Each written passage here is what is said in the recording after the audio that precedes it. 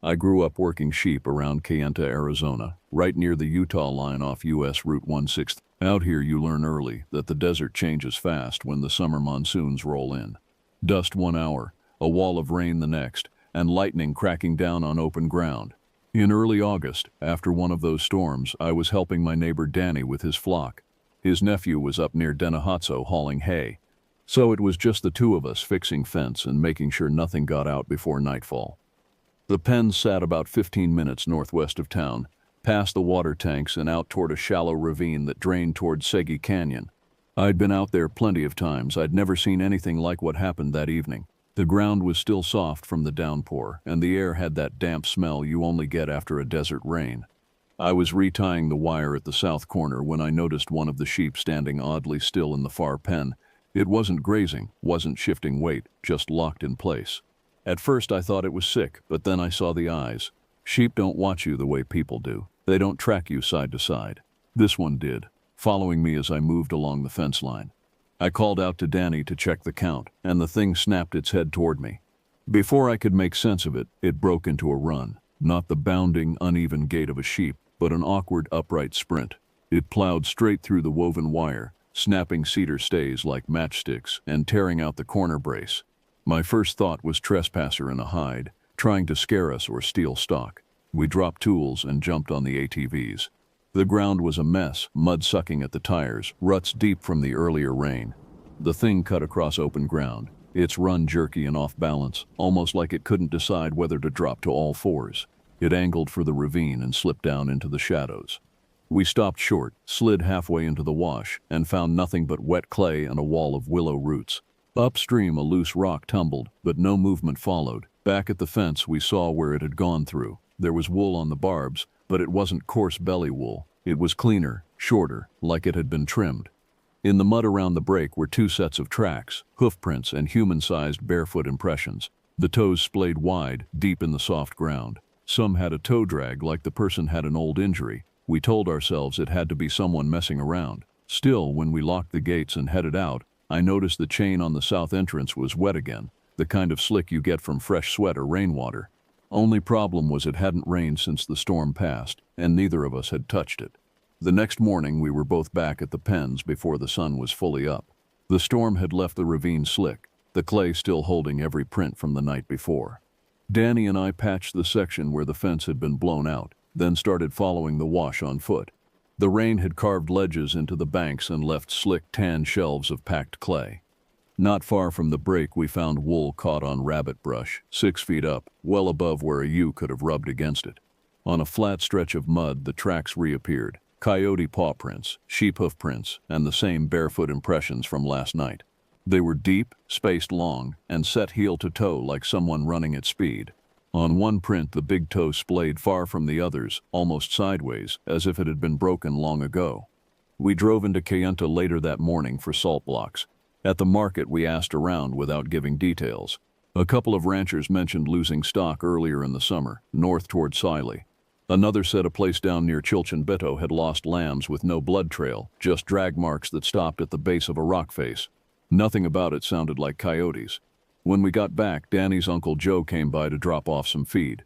We told him about the prints. He listened, then said not to follow anything into a wash after rain, and never to trail sign if it changed from animal to human and back again. His voice was flat, no smile. He left without asking questions. That evening, Danny and I decided to watch the pens. We didn't use a campfire and kept the lights off except for the ATVs, which we staged facing the ravine with red filters over the lamps. We counted the flock twice. The night was quiet except for distant thunder over Monument Valley. Around midnight, a single ewe gave a short, flat bleat. A few seconds later, the same sound came from the ravine, but it was slightly off, close enough to mimic, but missing something. We turned toward the sound, and I caught movement along the fence. A shape rose up at the far side, a hand gripping the wire tight. It moved sideways, slow, not hopping like sheep do when they clear an obstacle. I started my ATV, and the sound sent it dropping to the ground, then loping along the outside of the pen toward the low spot. We gave chase. My light caught it cresting a berm, tall, narrow shoulders, something draped over its back that looked like rawhide with wool attached. It stumbled, dropped to all fours for 2 strides, then surged upright and made for the ravine. We hit deep clay and bogged the ATVs. We followed on foot until we reached a rock shelf. The tracks changed. 2 clean right-foot human impressions, then a tangle of cloven marks, and then nothing on the bare rock. At first light we found a lamb downstream, tangled in wire against a mesquite. It was alive, but trembling so hard it could barely stand. There were no bite marks. It looked like it had been placed there. By the 3rd day we'd stopped trying to convince ourselves it was a prank. The tracks, the lamb, the way it moved. None of it fit something harmless. That morning Danny and I decided to get serious. We ran a grid along the ravine, tying low tripwires between mesquite trunks and hanging old nails from twine so they'd clatter if anything brushed past. We moved panels to tighten the pen's perimeter and laid heavy cattle mats over the soft spots in the ground. Danny called his Uncle Joe back, and I brought my brother Tom.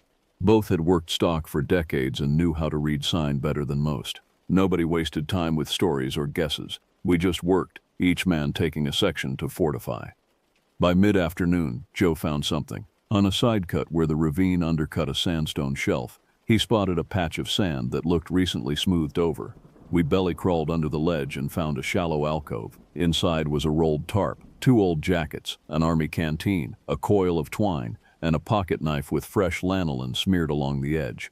In one corner was a pile of wool, cut clean at the base, sorted into neat bundles by length. At the edge of the sand was a partial footprint, heel and midfoot pressed deep, as if someone had crouched there for a long time. Beside it was a cloven print in the same wet layer. We didn't speak. We just photographed everything, laid a tape for scale, and packed the items into feed sacks. Danny radioed the livestock officer out of Tuba City. The man told us to preserve the sign, keep distance, and wait until he could get out in the morning if the road stayed passable. Joe took a shovel and drew a line in the damp dirt around the pens, circling the flock. He told us, without raising his voice, not to let anyone, especially kids, cross that line until sunrise. He salted the base of the fence and set 2 wide snares on the outside, enough to catch a leg but not break it. That evening a small storm cell built to the west. By nightfall the wind was pushing hard enough to make the T-posts strain in their set. Around 10 the nails on the twine clattered once. A few minutes later one of the snares went taut, jerking the post sideways in the mud. We swung lights toward the sound and caught movement just beyond the salt line. A figure standing close to the fence, tall and narrow, head turned slightly down. It stepped back slowly, keeping outside the salt. The dogs growled low but stayed behind us. A second later, lightning lit the ravine. In that flash, the figure pivoted and ran. The run was smoother now, faster. We chased to the lip of the ravine and saw nothing but shadow. In the morning, the livestock officer found the snare cable kinked in tight twists, like it had been turned by hand. We decided that night would be the last. The next morning, no matter what happened, we'd load the flock and move them to Danny's cousin's land near Calm Ridge. We'd already reinforced the weakest corner with new T-posts and a railroad tie, then stacked old metal gates along the outside of the fence so there were no gaps. By sundown, everything that could be done was done. Just after midnight, the nails strung on the tripwires rattled in 3 different spots. Instead of running the fence in one direction, whatever was out there was testing multiple points at once. We kept the house lights off to save our night vision. The air was damp and heavy, with a faint metallic smell. A hand curled over the top of the fence, 6 feet up. Mud streaked the skin, and the fingers were long, the joints sharp in the ATV beam. They gripped tight, then pulled back out of sight. I could hear steady, controlled breathing somewhere past the posts. Joe stepped forward to the salt line and spoke in Navajo, low and even. He wasn't yelling. He told whoever was there to leave what wasn't theirs and to stop coming here. For a few seconds, nothing moved. Then the fence bowed inward from a sudden weight. The railroad tie held. Danny moved toward the gap on the low side and flipped on the floodlight we'd staged there before dark. The wash exploded into white. For a second, everything was clear. The figure at the low spot was tall and thin, ribs showing under skin, shoulders draped with rawhide stitched with patches of wool. The face was streaked with clay, eyes wide and black under the light. It bolted, hit the second snare, and tore free with a sharp cry. The sound was human, strained. It vanished into the ravine. We followed the trail downstream, blood drops on the clay darkening under the beam, until the ground turned to flat rock. The drops ended there and boot prints began, heading north toward the Utah line. The stride was long and even, we called it. At dawn, the livestock officer arrived. We gave him the wool bundles, the jackets, the blade, and the photos. He said there had been other calls like this, though not all had proof. His advice was simple: move the flock, change the routine, and whatever it was would move on. That morning we loaded the sheep and left. No more losses after that. Danny sold the property at the end of the season and moved his pens closer to family land. Months later at the trading post, I heard the previous owner had lost half his flock in one night. He told people it wasn't coyotes. I don't doubt it. I've worked plenty of dusk shifts since, but never alone, and never near those pens. Whatever we chased that week, know this: when we drew a line, it stopped crossing it. That was enough.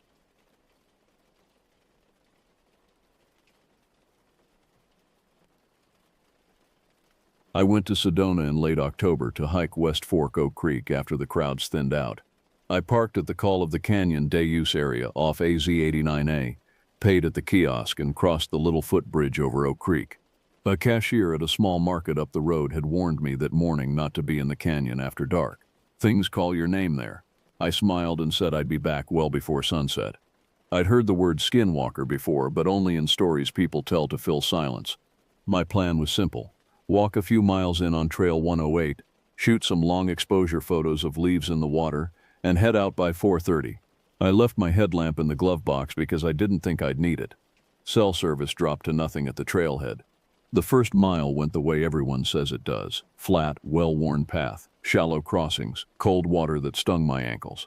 I passed the old stone remnants of the Mayhew Lodge and kept going as the trail narrowed and the canyon walls boxed in the light. I counted crossings out of habit.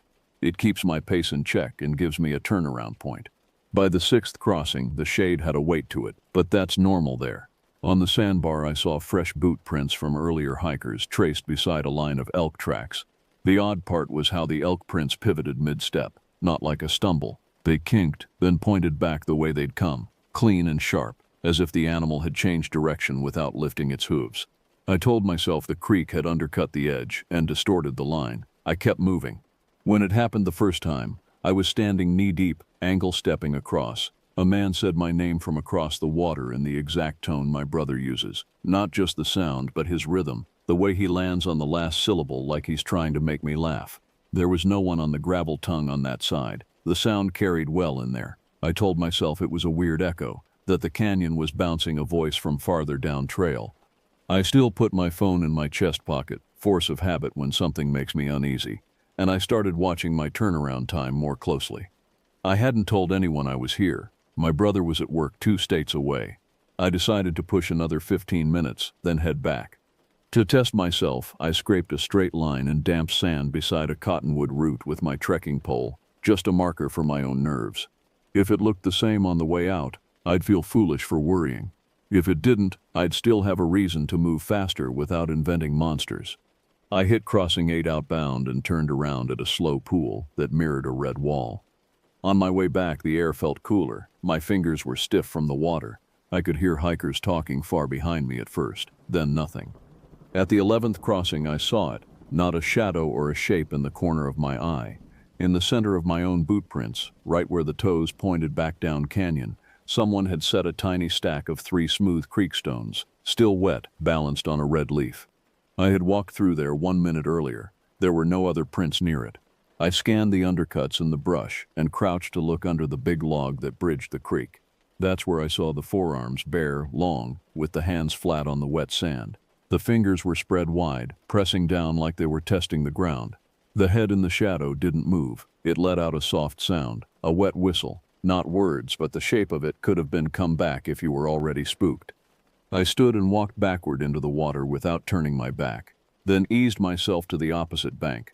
I started counting crossings in reverse out loud to keep my head straight. 11, 10, 9. The same voice called my name again, but it was half a beat off, like someone repeating a phrase they'd practiced a few times but hadn't heard often. I told myself to keep the same pace, no running. I focused on my footing. At crossing 8, I checked my pole mark. The straight line I'd drawn had 2 finger-wide trenches dragged across it in a wide arc pointing toward me. They were fresh. I looked around and felt that tight, hot feeling at the base of my neck that I can't explain except to say I knew someone had been close enough to touch the sand I had touched. I heard coyotes up on the rim start their chorus, and then stop. Not fade, stop. After a single hard crack echoed off the wall, I couldn't place the sound. I kept moving.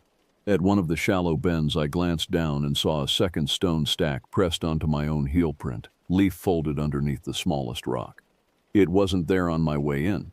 I understood then that it was tracking me using the same thing I was using, prints and crossings. I stepped off the sand and into the middle of the creek and stayed there. The water pushed at my knees and soaked my socks.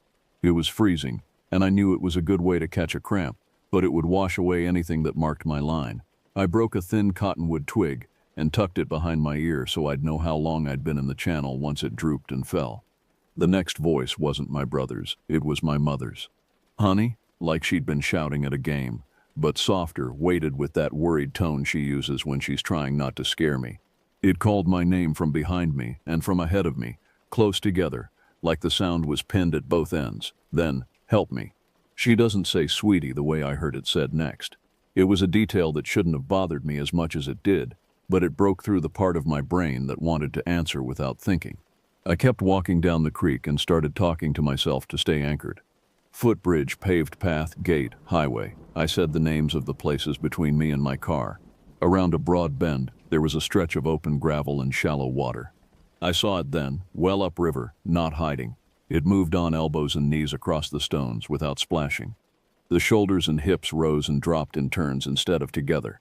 The head turned too far as it tried to keep me in view, chin angled over a shoulder in a way that made my stomach pitch. It never spoke while I was looking straight at it. The sound only came when I lost sight of it behind a boulder or the cut bank.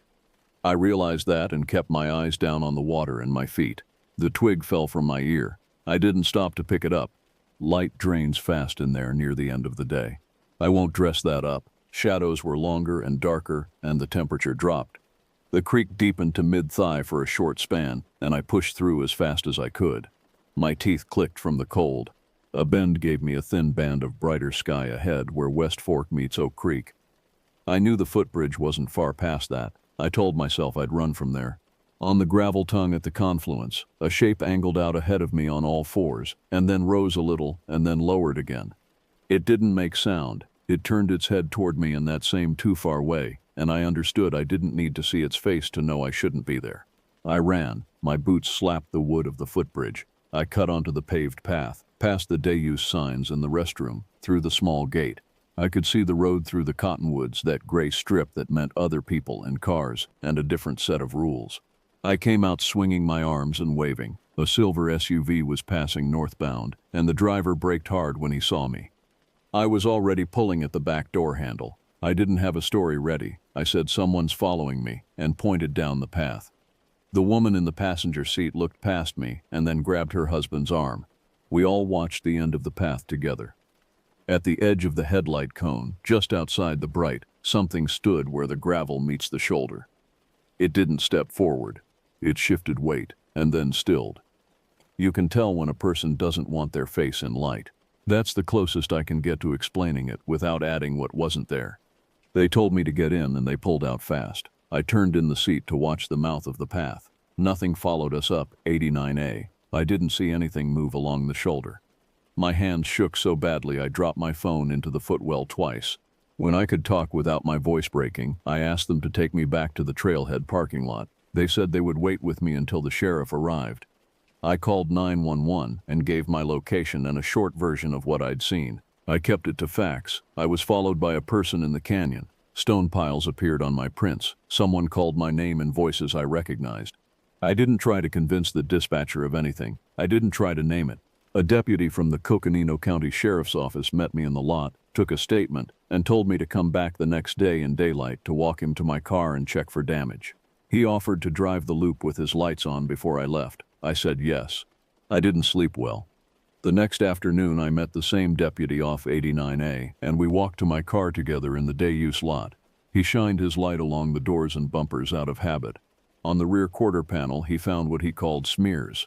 I recognized them as handprints made in wet red sediment, and then dragged.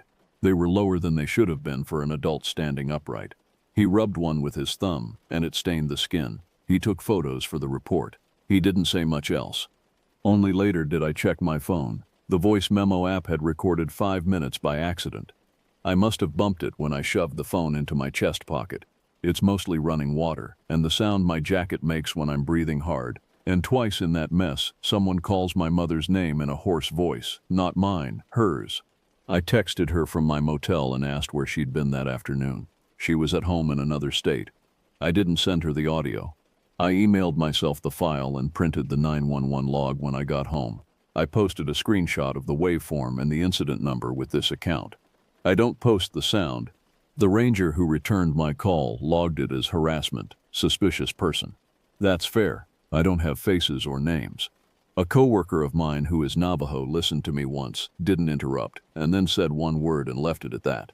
I didn't ask for stories that aren't mine. I stopped telling the funny version at parties where people wait for a punchline. There isn't one. Here's what I changed. I refuse to hike West Fork near dusk. If I go back, I go at noon with someone else and a light in my pocket. I keep a headlamp in my glove box now, and an extra layer because the temperature drops fast in that canyon no matter what the hourly forecast says. For a month after I got home, I slept with the porch light on. I answered calls from my family on speaker and tried not to jump at my phone when it rang. Nothing else called my name from the yard. No stones appeared on my steps. If you're looking for the part where it comes to my house, that chapter isn't here.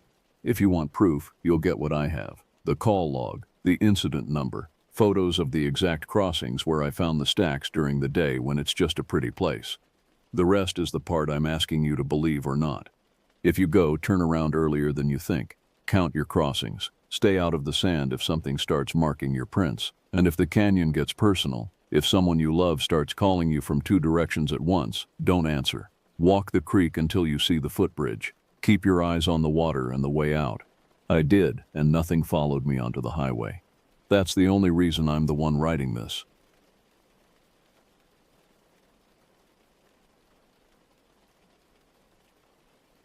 I don't scare easily, and I grew up camping, so I'm not the type to post about shadows and swear they were demons. I'm a dad, mid-30s, the kind of person who overpacks first aid and argues about proper food storage. Last August, I took my family, my wife, our 15-year-old son, and our 9-year-old daughter to Blue Water Lake State Park in western New Mexico. It's about 30 miles west of Grants, not far off I-40. We'd been there once before for a day trip and liked the quiet. This time we booked a site for 2 nights on the northern loop, close to the water but not right on it. The plan was simple: fish in the morning, swim in the afternoon, cook on the fire, and get my kids off screens for a weekend. When we checked in, a park employee in a green uniform told me our site would be really quiet. He said it like it was either a plus or a warning. I figured he meant we wouldn't be jammed between big RVs with generators running all night. We drove the loop, passed a few tents, and found ours tucked behind a few low trees and scrub. A narrow path cut down toward the lake.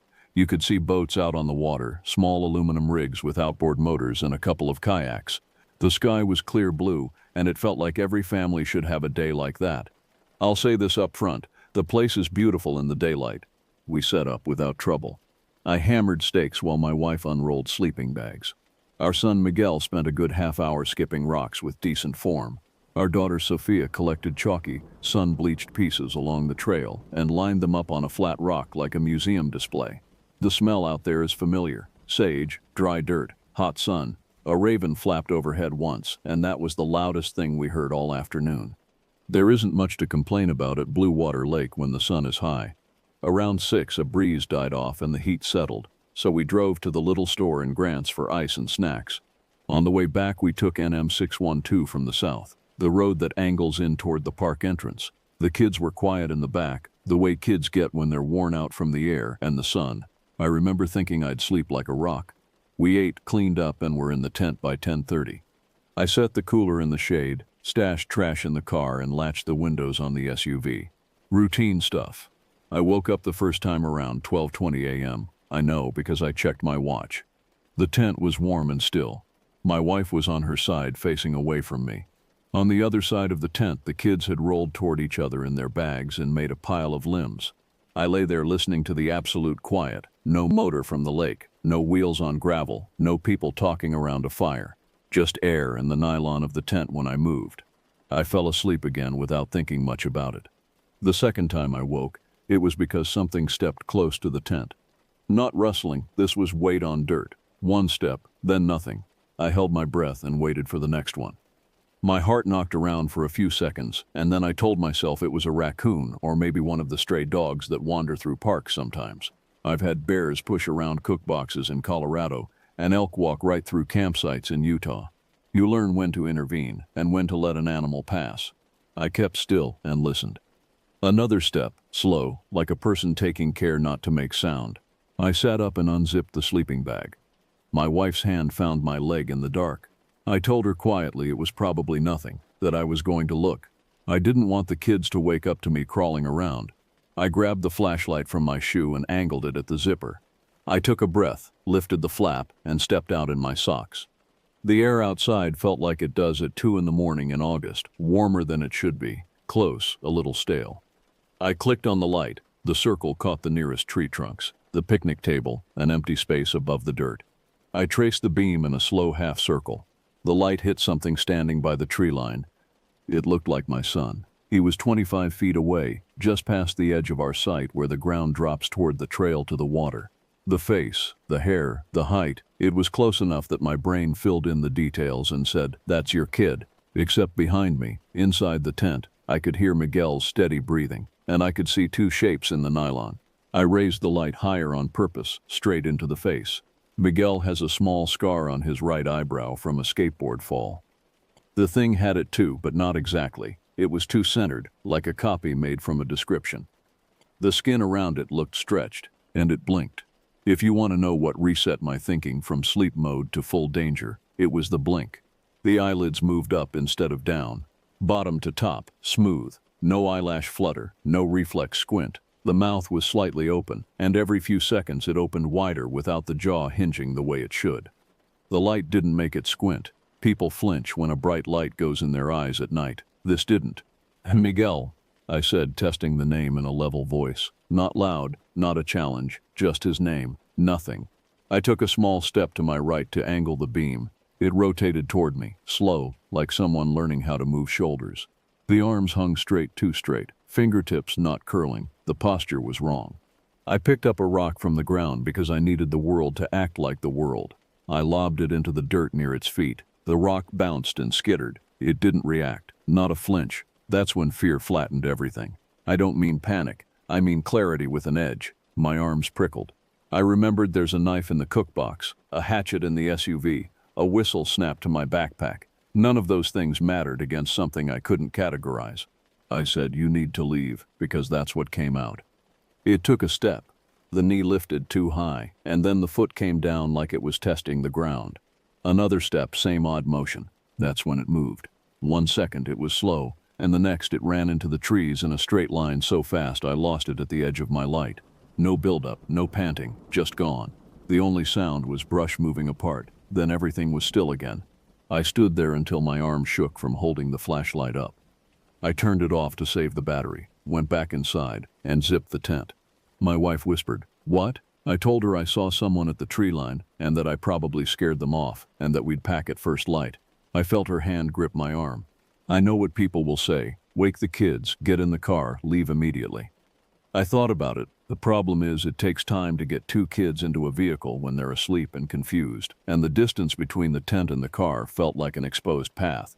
If that thing was still nearby, the safest place for the next few hours was a zipped tent with the 4 of us together and me awake. I sat there, light in my hand, and I watched the seam of the door until the gray of morning showed through. I never heard another step. We didn't talk much while we packed. That's not bravado, that's focus. My wife rolled sleeping bags while I took down poles. I told the kids we were leaving early to beat heat and crowds. There was no argument. Our son moved slower than usual, like he'd been hit with a heavy workout the day before. He kept looking at the trees. Sophia, who almost always hums when she's happy, was quiet. I had to go back to the rock where we'd lined up Sophia's little collection because she wanted to take 2 of them home. I wasn't thrilled about extending our time by even 30 seconds, but I walked over. Standing there, I realized why the hair on my arms lifted again. There were 2 sets of footprints in the powdery dirt at the edge of camp, mine from the night and another set that matched Miguel's shoe tread closely but not perfectly. The spacing was off. The toe-off marks were too shallow for the length of stride. It looked like someone had measured a teenage boy and built a map of his steps but didn't account for weight. I looked at the trees and saw nothing. We had everything in the car in less than 10 minutes. The kids were buckled. I'd just turned the key when Miguel said, "Dad." His voice had a flatness I don't hear often. He was looking toward the same trees. Past the trunks, standing half in shadow, was the face again. It was closer this time. The jaw hung open wider, the angle wrong, not hinged at the point a human jaw stops. The eyes didn't water, didn't react to light or the cooler air. It didn't move, it didn't breathe visibly. That might sound like a small detail, but when you're close to someone you expect to see the chest rise, the throat shift. It was like a photograph that slightly changed between glances. Miguel's hand closed on the handle of the door, like he couldn't decide whether to step out or slam it shut. I said his name and told him to look at me. He did. When we looked back, it was gone. No branches moved, no sound carried. We pulled onto the loop road, and then out to NM 612. I watched the mirror for a mile. There was nothing behind us but a strip of gray asphalt and sunlight. My wife's hands were braced on her knees. She didn't say a word until we hit the junction for I-40. Then she said, "We're not going back there." I said, "No." We passed the exit for the El Moro area and the signs for Gallup and Grants. The kids were both looking out opposite windows like they were expecting to see something keep pace with us over the scrub. We stopped for gas in Grants at a combination gas station and small store. I went inside for coffee and to breathe in conditioned air for a minute. The clerk was an older guy with a gray mustache. He glanced out at my SUV, at the cooler tied down and the rolled tent visible through the glass. "Camping?" he asked. "Yeah," I said. "Blue water." He nodded once and said, "Good fishing sometimes." "Not when you leave at dawn," I said, trying to make light of it. My voice sounded thin, I added, because I needed to say it. We were in the northern loop, quiet spot. He looked at me for a second like he recognized something he'd seen before. "That side gets weird," he said finally. "You all right?" "We're fine," I said. I stopped because I didn't want to say it out loud yet. I didn't want my mouth to form the details. He reached under the counter and pulled out a pack of coffee stirrers and set them down, maybe just for something to do with his hands. He said lower, "Couple years back, a fisherman packed up in the middle of the night, left his gear, came in here swearing he saw himself standing by the trees, kept saying the eyes were wrong, blinked wrong. Folks around here talk about things they don't want to give power to by naming. You might hear them say Skinwalker. I can't tell you what you saw, but you did the right thing leaving." I didn't correct him or ask for his version. I paid and walked back to the car. My wife met my eyes in that brief moment parents have when they speak without saying words. I told the kids we'd get breakfast in an hour and that we could pick any place they wanted. Sophia asked if we were going to camp somewhere else. I said not today. We got home early in the afternoon and unloaded fast. The tent stayed in the garage for a week because I couldn't bring myself to set it up in the yard and wash it down. Little things set me off those first few days. A jacket hanging on a door. My son taking a few seconds too long to answer when I called his name from another room. My brain kept replaying the eyelids moving the wrong direction. I tried to find an explanation I could live with. A person messing with us, drugs, a mask. But the speed from motionless to gone and the absence of normal reflexes wrecked those theories. I've worked through the list. I'm not satisfied with any of it, but I don't need you to be convinced. I only need to tell it straight. I don't want to make this into a campfire story where I add adjectives and sell you a haunting. What I saw looked like my son, down to the haircut, the way his shoulders slope, the scar on his eyebrow, but duplicated and misapplied. It moved like somebody wearing a body they didn't understand. It ran like nothing I've seen a human do across uneven ground at night, and when it looked at me I did not feel watched. I felt measured. We haven't been back to Blue Water Lake. My wife and I agreed on that in the car without saying it. We still camp, but not there, and not near that kind of tree line. I don't keep this to myself in some mystical way. I tell friends to pick other sites and other parks, and if they go there anyway, to choose a spot closer to other families. I tell them to leave if anything feels off, even if it's just one wrong step in the dirt at 2 in the morning. Every August, when the nights hold heat later than they should, and air sits heavy after midnight, I remember the quiet of that campsite, the beam of the light, the face at the tree line that blinked from the bottom up. I don't know what to call it beyond what locals call it. I'm not interested in chasing it or proving anything. I wanted a simple weekend away with my family, and I got a clear line I won't cross again. If you camp at Blue Water Lake on the northern loop and you wake to heavy steps and a shape at the edge of your sight, don't talk to it for long and don't try to take a second look. Wake your family, be calm, and leave in the morning. That's not fear talking. That's respect for something that was there before we were, and doesn't care if we believe in it.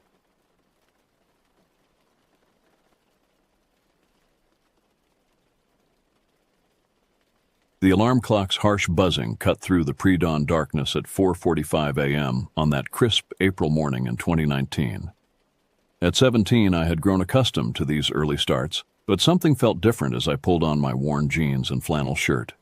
The air held an unusual stillness that made my skin crawl in ways I couldn't yet understand. Our ranch sits 45 minutes east of Merritt, surrounded by the rolling grasslands that define this part of the British Columbia interior. During summer months, these fields come alive with grazing cattle, but in April, the landscape maintains an almost otherworldly quiet. The morning air bit at my cheeks as I stepped outside, my breath forming small clouds that dissipated quickly in the thin atmosphere. Dad was already loading the horses into the trailer, his movements efficient despite the early hour. Rex, our border collie mix, paced nervously around the vehicles, his usual enthusiasm replaced by an odd restlessness that should have served as our first warning. The dog kept looking toward the mountains with his ears pinned back, a behavior I had never witnessed before in all our years of cattle drives. "You ready for this, son?" Dad asked, though his voice carried an undertone I couldn't identify. He had been moving cattle through these mountains for over 20 years, and his experience showed in every deliberate action. Yet something in his demeanor suggested an unease that matched my own growing apprehension. The drive to our starting point took us along Highway 5, past familiar landmarks that looked somehow foreign in the gray pre-dawn light. The mountains loomed ahead of us, their peaks obscured by low-hanging clouds that seemed to press down with an almost physical weight. As we turned off the highway onto the access road, the pavement gave way to gravel, and then to the rough dirt track that would take us up into the higher elevations where the cattle would spend their summer months. I have always found something magical about these early morning hours. The way the first light creeps across the landscape, painting everything in soft pastels before the harsh reality of full daylight takes over. But that morning, the approaching dawn felt ominous rather than beautiful. The shadows seemed darker, more substantial, as if they were hiding secrets that daylight couldn't fully reveal. We reached the cattle gathering point just as the sky began to lighten from black to deep purple. The animals were already restless, their usual docile nature replaced by a skittishness that made them difficult to manage. Several times the entire herd would suddenly shift direction for no apparent reason, as if responding to some signal that Dad and I couldn't perceive. "They're acting strange today," I commented, watching as a dozen heads suddenly bolted toward the fence line before stopping just as abruptly. Dad nodded grimly. "Animals know things we don't," he replied, his eyes scanning the tree line with an intensity that made my stomach tighten. "They can sense danger long before we even realize it's there." The words hung in the air like a physical presence as we began the slow process of moving the herd up the mountain. Rex continued his nervous pacing, occasionally letting out small whimpers that seemed to echo strangely in the thin air. Every few minutes he would stop completely and stare into the forest with such focus that I found myself following his gaze, searching for whatever had captured his attention. As we climbed higher, the paved road deteriorated into the rough mountain track I knew so well.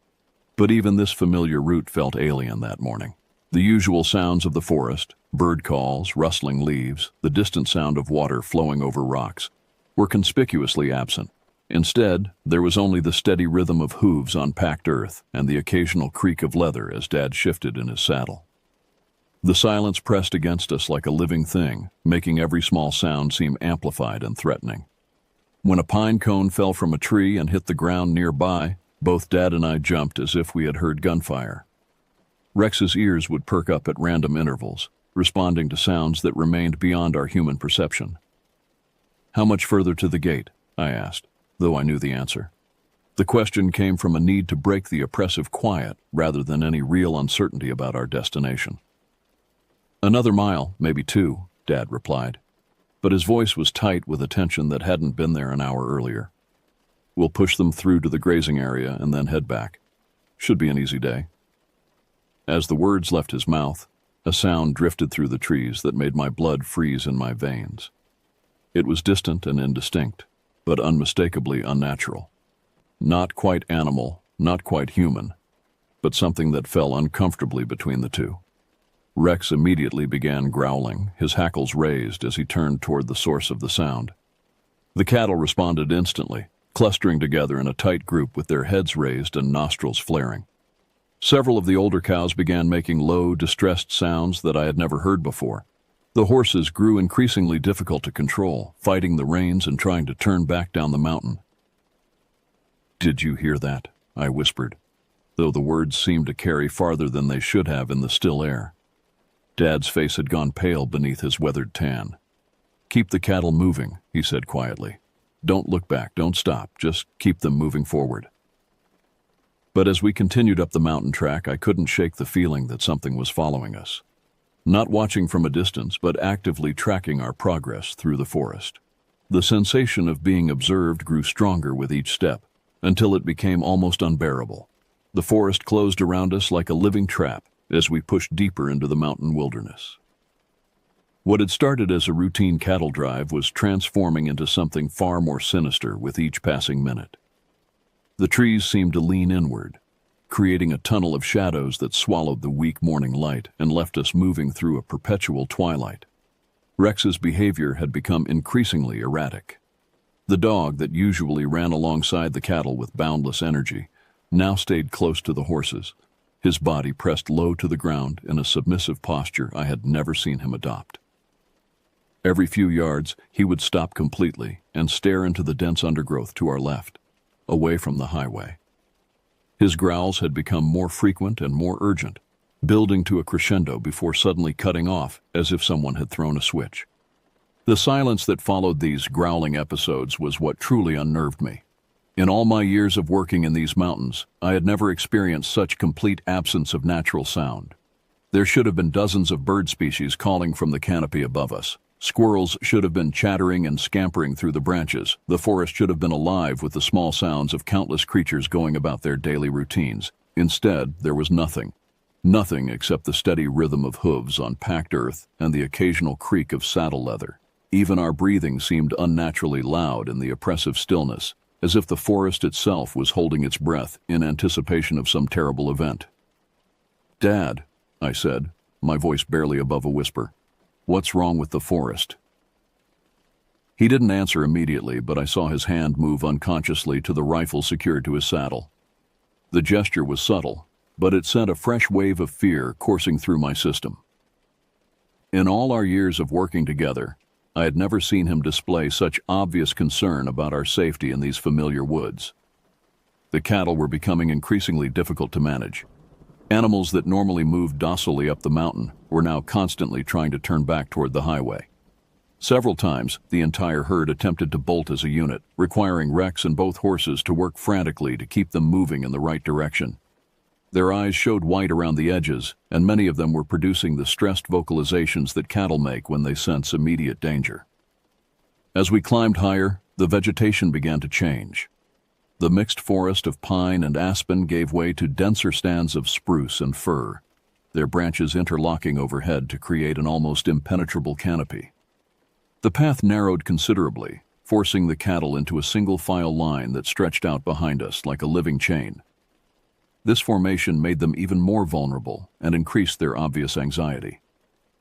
"There's the gate," Dad said, pointing ahead to where a wooden structure was barely visible through the trees. But his voice carried no relief, only a grim determination to complete the task at hand. The gate marked the boundary between the lower mountain slopes where we maintained some level of control and the vast wilderness area where the cattle would spend their summer months. Beyond this point, the animals would be largely on their own, free to roam across thousands of acres of mountain meadows and alpine forest. Under normal circumstances, this transition represented the successful completion of our work. But nothing about this morning qualified as normal circumstances. As we approached the gate, Rex suddenly began barking with an intensity that made my heart race. Not the playful bark he used during routine cattle work, but a series of sharp, urgent sounds that spoke of genuine alarm. He was staring fixedly at a point approximately 50 yards to our left, where the forest grew particularly dense. The cattle reacted immediately to the dog's distress. The entire herd bunched together in a tight cluster, facing outward like a defensive formation. Several of the bulls began pawing the ground and snorting, their massive heads swinging back and forth as they searched for the source of danger. The horses began prancing nervously, fighting against our attempts to keep them calm. "Easy, Rex," Dad commanded, but there was uncertainty in his voice. "What is it, boy?" The dog continued his frantic barking for another 30 seconds before suddenly falling silent. The abrupt cessation of sound was more frightening than the barking had been. Rex remained in his alert position, muscles tensed and ready to flee, but his vocalization stopped as if someone had given him a command we couldn't hear. In the silence that followed, I became aware of a new sound. It was subtle at first, almost indistinguishable from the natural settling sounds of the forest. But as I focused my attention, it resolved into something that made my skin crawl with primal fear. It sounded like footsteps, but not quite human footsteps. The rhythm was wrong, the spacing irregular, and there was a quality to the sound that suggested something much larger and heavier than any person.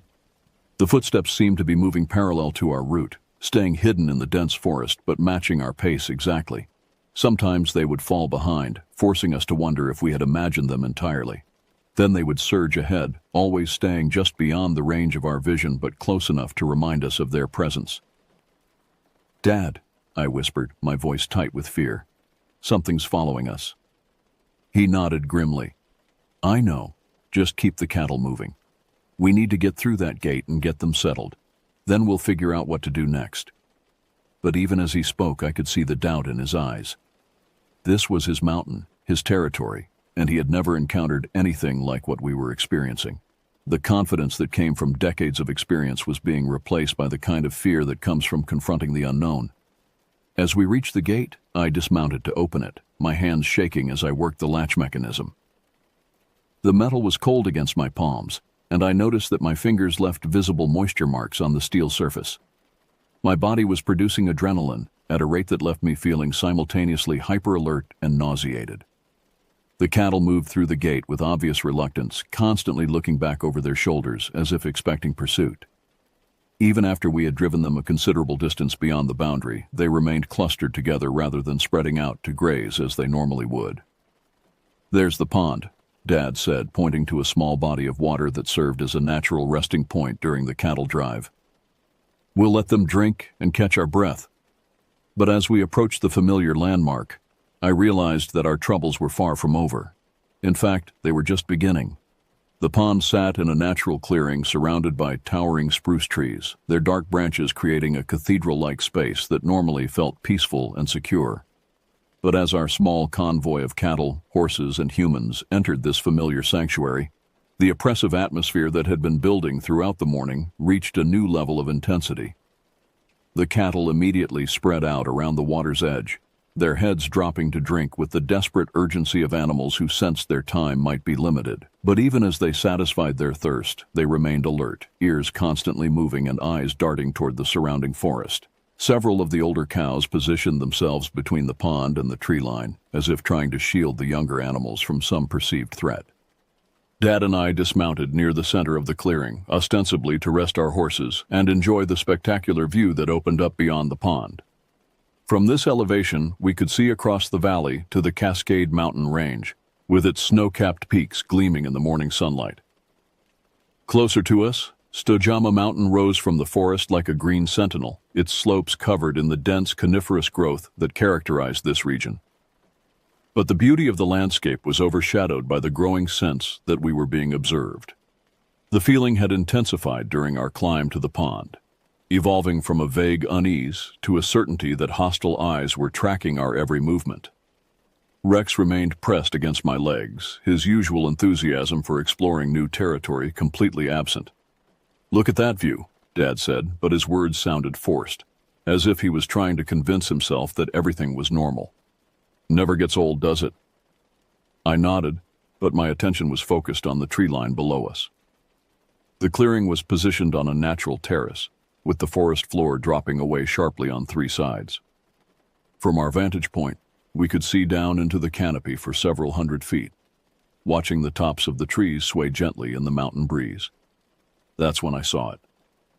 At first, it was just a glimpse of movement in the shadows between the trees, roughly 500 feet below our position.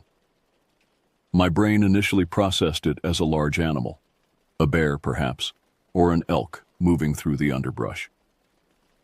But as I focused my attention on the spot, what I saw made my mouth go dry with terror. The shape was moving upright, walking on two legs with a gait that was disturbingly human-like, yet fundamentally wrong. It was too tall, too broad through the shoulders, and it moved with a fluid grace that no human could match in such difficult terrain. Even from this distance, I could tell that whatever I was looking at was massive, easily 7 feet tall or more.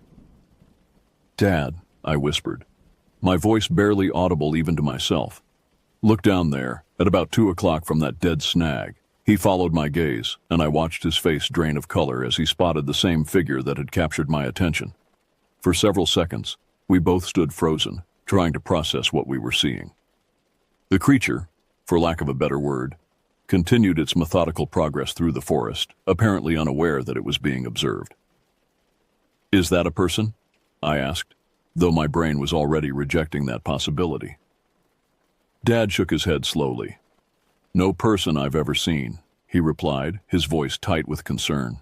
"And no person should be in this area anyway. This is private land, posted against trespass." The implications of that statement hit me immediately.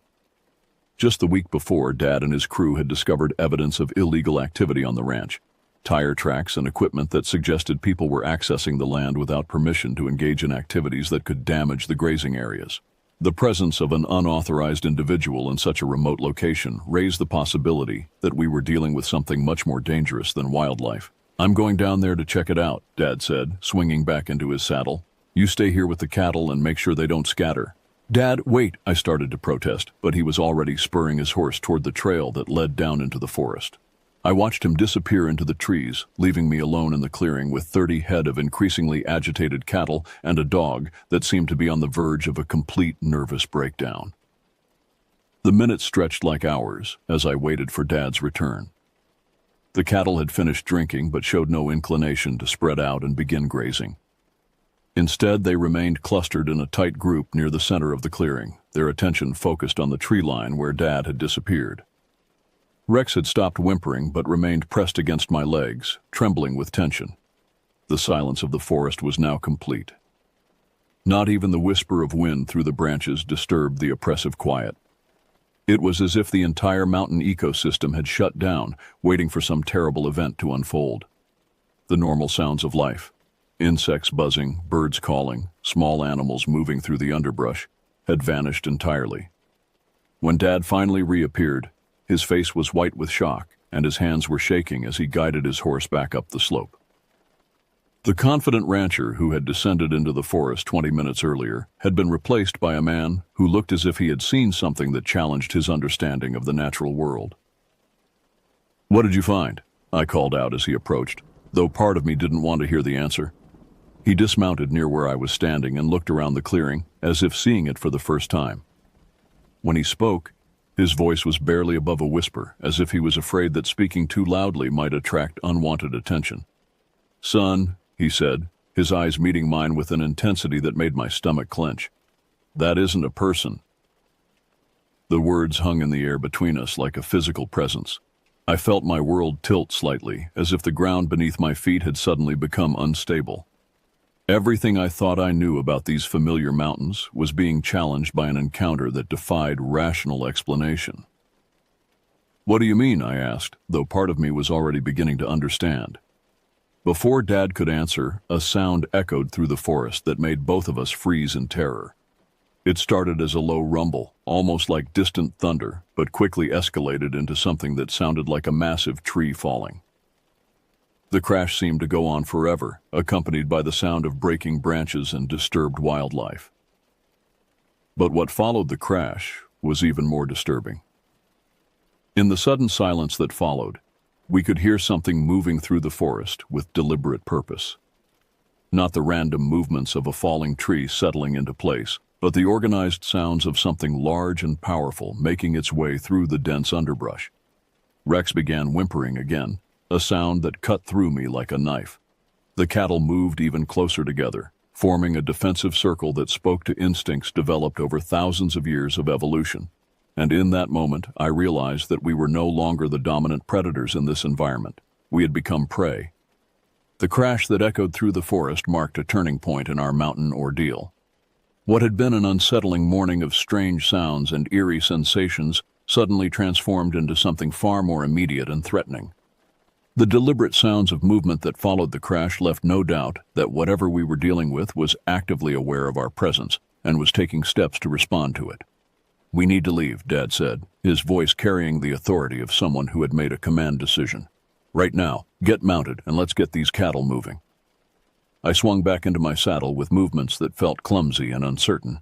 My hands were shaking badly enough that it took 3 attempts to get my reins properly arranged, and I could feel cold sweat running down my back despite the cool mountain air. Rex leaped onto my horse behind the saddle, something he had never done before in all our years of working together. The cattle responded to our urgency with a level of cooperation that was almost supernatural. Animals that had been skittish and difficult to manage throughout the morning suddenly fell into formation as if they understood that their survival depended on following our lead. The entire herd moved as a single organism, flowing across the clearing toward the trail that would take us back toward civilization. But as we reached the edge of the clearing, I made the mistake of looking back toward the forest where Dad had made his disturbing discovery. What I saw made me question my own sanity and left me with images that would haunt my dreams for months to come.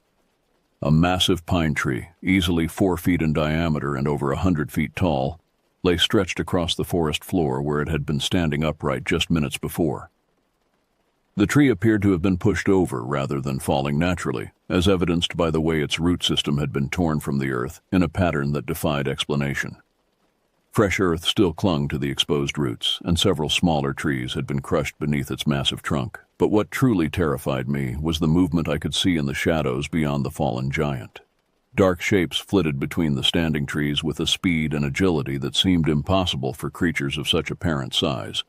They moved in coordinated patterns, as if communicating with each other through some method beyond human understanding. "Don't look back," Dad commanded, but his own voice betrayed the fact that he too was stealing glances over his shoulder. "Just keep moving. We need to get to familiar ground." The trail leading away from the pond was narrow and winding, forcing us to move in single file with the cattle strung out in a long line behind us. This formation made us vulnerable and increased the animals' obvious anxiety. Several times the entire herd tried to break into a run, requiring both horses and Rex to work frantically to maintain control. As we descended through the forest, the oppressive silence that had characterized the morning gave way to a different kind of quiet. This wasn't the absence of natural sound, but rather the hushed expectancy that precedes a storm. Even the rhythm of hooves on the packed earth seemed muffled, as if the forest itself was absorbing the sound of our passage. Rex's behavior had become increasingly frantic. The dog that usually ran alongside the cattle was now riding behind my saddle, pressed against my back with his entire body trembling. Every few minutes he would let out a small whimper and look back the way we had come, his ears flattened against his head in an expression of pure terror. "How much further to the gate?" I asked, though I was afraid to hear the answer. "Maybe half a mile," Dad replied, but his voice was tight with uncertainty. "The trail gets rougher from here, and there are several places where we'll be exposed if anything decides to follow us." As if summoned by his words, a sound drifted through the trees that made my blood freeze. It was similar to the noise we had heard earlier in the morning, but much closer and more distinct. The sound seemed to combine elements of different animals, the deep rumble of a large predator, the higher pitch of something in distress, and an underlying quality that was disturbingly human-like. The cattle reacted instantly, bunching together in a panic that threatened to turn into a full stampede. Several of the younger animals broke from the group and tried to run back up the mountain, forcing Dad to spur his horse after them while shouting commands that seemed to have little effect. "Stay with the main herd," he called to me as he disappeared into the trees in pursuit of the fleeing cattle. "Keep them moving toward the gate." Being left alone with the remaining animals in such circumstances was terrifying beyond description. The sounds from the forest were becoming more frequent and seemed to be coming from multiple directions simultaneously. Whatever was out there wasn't operating alone. There were at least 2, possibly more, of these creatures coordinating their movements in ways that suggested intelligence far beyond what I had expected. Rex jumped down from behind my saddle and began herding the cattle with a desperation I had never seen in him before. The dog seemed to understand that our lives might depend on keeping the animals together and moving in the right direction. His usual playful approach to cattle work had been replaced by a grim efficiency that spoke to his recognition of the danger we faced. The minutes dragged by like hours as I waited for Dad's return. Every shadow between the trees seemed to hide potential threats, and every small sound, a branch creaking in the wind, a pine cone falling to the forest floor, sent fresh waves of adrenaline coursing through my system. My heart was beating so hard that I could feel it in my throat, and my hands had cramped from gripping the reins too tightly. When Dad finally reappeared with the missing cattle, his face was even paler than before. The confident rancher I had known all my life was being replaced by someone I didn't recognize, someone who had been forced to confront the reality that there were things in these mountains that fell outside his considerable experience and expertise. "We need to move faster," he said as he rejoined the main group. "I saw tracks down there that don't match anything I've ever seen before." "What kind of tracks?" I asked, though I wasn't sure I wanted to hear the answer. "Large, bipedal, but not human," he replied, his voice barely above a whisper. "And fresh, very fresh." As we continued down the mountain, I became aware that the sounds of pursuit were growing closer. The creatures, whatever they were, seemed to be pacing us, staying just out of sight but close enough to remind us of their presence. Sometimes the sounds would fall behind, giving us hope that we had outdistanced our pursuers. Then they would surge ahead, always staying just beyond the range of our vision, but close enough to maintain the psychological pressure. The cattle were now in a constant state of near panic, requiring every bit of skill that Dad, Rex, and I possessed to keep them moving in the right direction. Several times, individual animals tried to break away from the group, forcing one of us to pursue them while the others struggled to maintain control of the main herd. As we rounded a bend in the trail, I saw something that made my heart leap with relief. There, maybe 200 yards ahead, was the gate that marked the boundary between the wilderness area and the more controlled environment of the lower mountain slopes. Beyond that gate lay the familiar territory of our ranch and the illusion of safety that came with known ground. But as we approached our destination, the sounds from the forest intensified dramatically. What had been occasional noises became a constant chorus of movement and communication that seemed to emanate from all directions simultaneously. Whatever was tracking us was closing in for what I could only assume would be some kind of confrontation. "Almost there," Dad said, but his voice carried more hope than confidence. "Just keep them moving." As we pushed the last of the cattle through the gate and secured it behind us, I thought our ordeal might finally be over. But as we would soon discover, our mysterious pursuers were far from finished with us. Chapter 5. Marked Territory. The relief I felt upon reaching the gate and securing it behind us proved to be short-lived. As we began the descent down the mountain path that would eventually lead us back to the ranch, it became increasingly clear that passing through the gate had not ended our encounter with whatever inhabited the deeper wilderness areas. If anything, our mysterious pursuers seemed to have become more active and more aggressive in their behavior. The trail leading down from the gate was one I had traveled countless times over the years. It wound through a mixed forest of aspen and pine, with occasional clearings that provided spectacular views of the valley below. Under normal circumstances, this portion of the journey home was one of my favorites, offering a chance to relax and enjoy the scenery after the hard work of moving cattle to their summer pasture. But nothing about this morning qualified as normal circumstances. The oppressive atmosphere that had characterized our climb into the mountains had followed us back down, creating a sense of impending doom that made even familiar landmarks seem foreign and threatening. The cattle remained clustered together in an unnatural formation, their usual tendency to spread out and graze completely suppressed by their obvious fear. Rex had resumed his position running alongside the horses, but his behavior remained far from normal. Every few minutes, he would stop abruptly and stare back up the mountain, his hackles raised and his body tense with anticipation. The dog's distress was becoming increasingly difficult to ignore, particularly since his instincts had proven so reliable throughout the morning's events. "Look at that," Dad said suddenly, pulling his horse to a stop and pointing toward a large pine tree that stood beside the trail. I followed his gaze and felt my stomach drop as I saw what had captured his attention. The tree, which I remembered as unmarked during our passage earlier that morning, now bore a series of deep gashes that ran from roughly 7 feet above the ground down to about 4 feet from the base. The marks appeared fresh, with sap still seeping from the wounds in the bark. But what made these marks truly disturbing was their pattern and depth. They weren't random scratches left by a bear or other large animal. Instead, they formed a deliberate design that looked almost like some kind of primitive communication. 4 parallel lines ran vertically down the trunk, intersected by 2 horizontal lines that created a pattern resembling a crude grid or map. "Those weren't there this morning," I said, though the statement was unnecessary. Both Dad and I had excellent memories for trail conditions, and such obvious markings would never have escaped our notice during the upward journey. Dad dismounted and approached the tree for a closer examination. As he drew near, I could see his face growing increasingly pale as he took in the full extent of the damage. The gouges were deep enough to penetrate several inches into the heartwood, and they had been made with tremendous force. Whatever had created these marks possessed strength far beyond that of any normal forest animal. "Look at the spacing," he said, running his finger along the edge of one of the vertical marks. "These lines are about 6 inches apart, which would suggest fingers or claws of considerable size.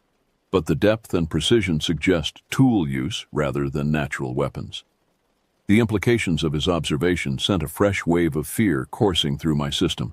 We were dealing with something that possessed not only size and strength, but also intelligence and the ability to manipulate its environment in deliberate ways. The marks on the tree weren't random damage, they were a message. As we remounted and continued down the trail, I found myself scanning every tree we passed for similar markings. The forest that had seemed so familiar just hours earlier now felt like enemy territory, full of potential threats and hidden dangers. Every shadow between the trees could conceal watching eyes, and every sound, no matter how innocent, seemed to carry sinister implications. The cattle sensed our growing anxiety and responded by becoming even more difficult to manage. Several times the entire herd tried to break into a run, forcing Rex to work frantically to keep them together. The animals' eyes showed white around the edges, and many of them were producing stress vocalizations that I had never heard before in all my years of ranch work. "There's another one," I called out, pointing to a second marked tree roughly 50 yards further down the trail. This tree bore a different pattern of marks.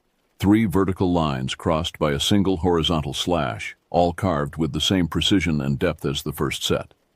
The message, whatever it was intended to convey, was being reinforced through repetition and variation. As we continued our descent, we discovered that virtually every large tree along our route had been marked in some way. Some bore the simple grid pattern we had first observed. Others showed more complex designs that seemed to incorporate elements of primitive pictographs. All of the marks appeared fresh, created within the past few hours while we had been moving cattle in the higher elevations. "They're marking territory," Dad said grimly, "letting us know that this area is under their control." The realization that we were traveling through territory that had been claimed by unknown creatures was deeply unsettling. These mountains had been in our family for 3 generations, and Dad had been working cattle through these trails for over 2 decades. The idea that something else considered this area to be their domain challenged our most basic assumptions about the natural order. As we approached a familiar fork in the trail, where one path led back toward the ranch while the other continued up toward the higher peaks, Rex suddenly began barking with an intensity that made my heart race. His attention was focused on the path that led upward, and his body language suggested the presence of immediate danger. Following the dog's gaze, I saw movement in the shadows between the trees roughly 100 yards up the alternate trail. The shapes were indistinct but clearly large, and they were moving with the same coordinated precision we had observed earlier in the morning. Whatever these creatures were, they had positioned themselves to observe our passage and were making no effort to conceal their presence. "They're watching us," I whispered, my voice barely audible even to myself. Dad nodded grimly. "They've been watching us all morning. The question is what they plan to do about it." As if in response to his words, a sound echoed through the forest that made both of us freeze in terror. It was similar to the vocalizations we had heard earlier, but much closer and more intense. The sound seemed to combine the hunting call of a large predator with something that was disturbingly human-like in its intonation and phrasing. The cattle reacted immediately, clustering together in a defensive formation that spoke to instincts developed over millions of years of evolution. Several of the bulls began pawing the ground and snorting, their massive heads swinging back and forth as they searched for the source of the threat. But what happened next was even more disturbing than the sound itself. From somewhere up the mountain came an answering call, different in tone but clearly part of the same communication system. Then another, from a different direction entirely. Within seconds, the forest was filled with a chorus of these unnatural vocalizations, creating a symphony of sound that seemed to surround us completely. "There's more than one," Dad said, his voice tight with fear. "There's a whole group of them." The realization that we were outnumbered by creatures of unknown capabilities and intentions was terrifying beyond description. These mountains, that I had considered my home territory, were now revealed to be the domain of something far more dangerous than I had ever imagined. As the vocalizations faded into silence, we heard a new sound that made my blood run cold. Footsteps, heavy, deliberate, and definitely not human, were approaching through the forest from multiple directions. Whatever these creatures were, they were closing in on our position. "We need to get out of here," Dad said, spurring his horse toward the trail that led back to the ranch. "Right now." But as we began our desperate retreat, I couldn't shake the feeling that running away would only delay the inevitable. Whatever lived in these mountains had marked their territory, and we had trespassed in ways that demanded a response. The chase that followed would test our survival skills to their absolute limits. The decision to flee down the mountain trail seemed like our only option, but as we spurred our horses into a faster pace, it became clear that we were being herded rather than simply pursued. Every time we tried to take a direct route back toward the ranch, sounds would emerge from the forest ahead of us, forcing us to alter our course and take increasingly circuitous paths through terrain that was becoming less and less familiar. The cattle, responding to our obvious panic, had broken into the kind of desperate run that could injure animals and riders alike on such rough terrain. Rex was working frantically to keep the herd together, but even his exceptional skills were being tested by the chaos of our retreat. Several times, individual animals broke away from the group and had to be pursued through dense underbrush that tore at our clothes and scratched our faces. "They're driving us toward the upper trail," Dad shouted over the sound of hooves and heavy breathing. "We can't go back the way we came."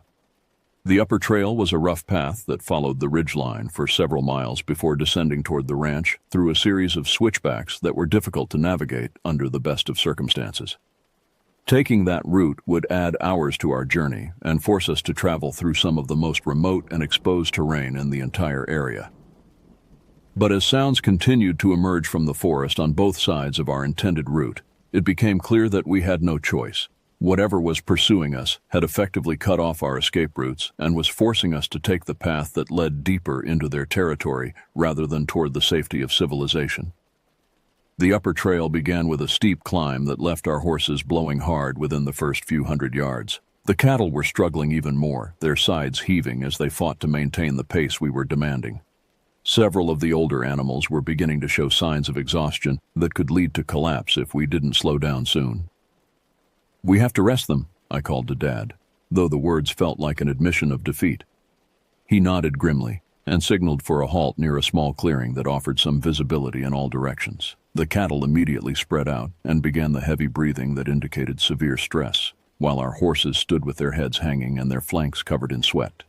But our rest was interrupted by a sound that made every animal in our group tense with fear. From somewhere behind us came what sounded like a human scream, but distorted in ways that suggested it was being produced by vocal cords that were fundamentally different from our own.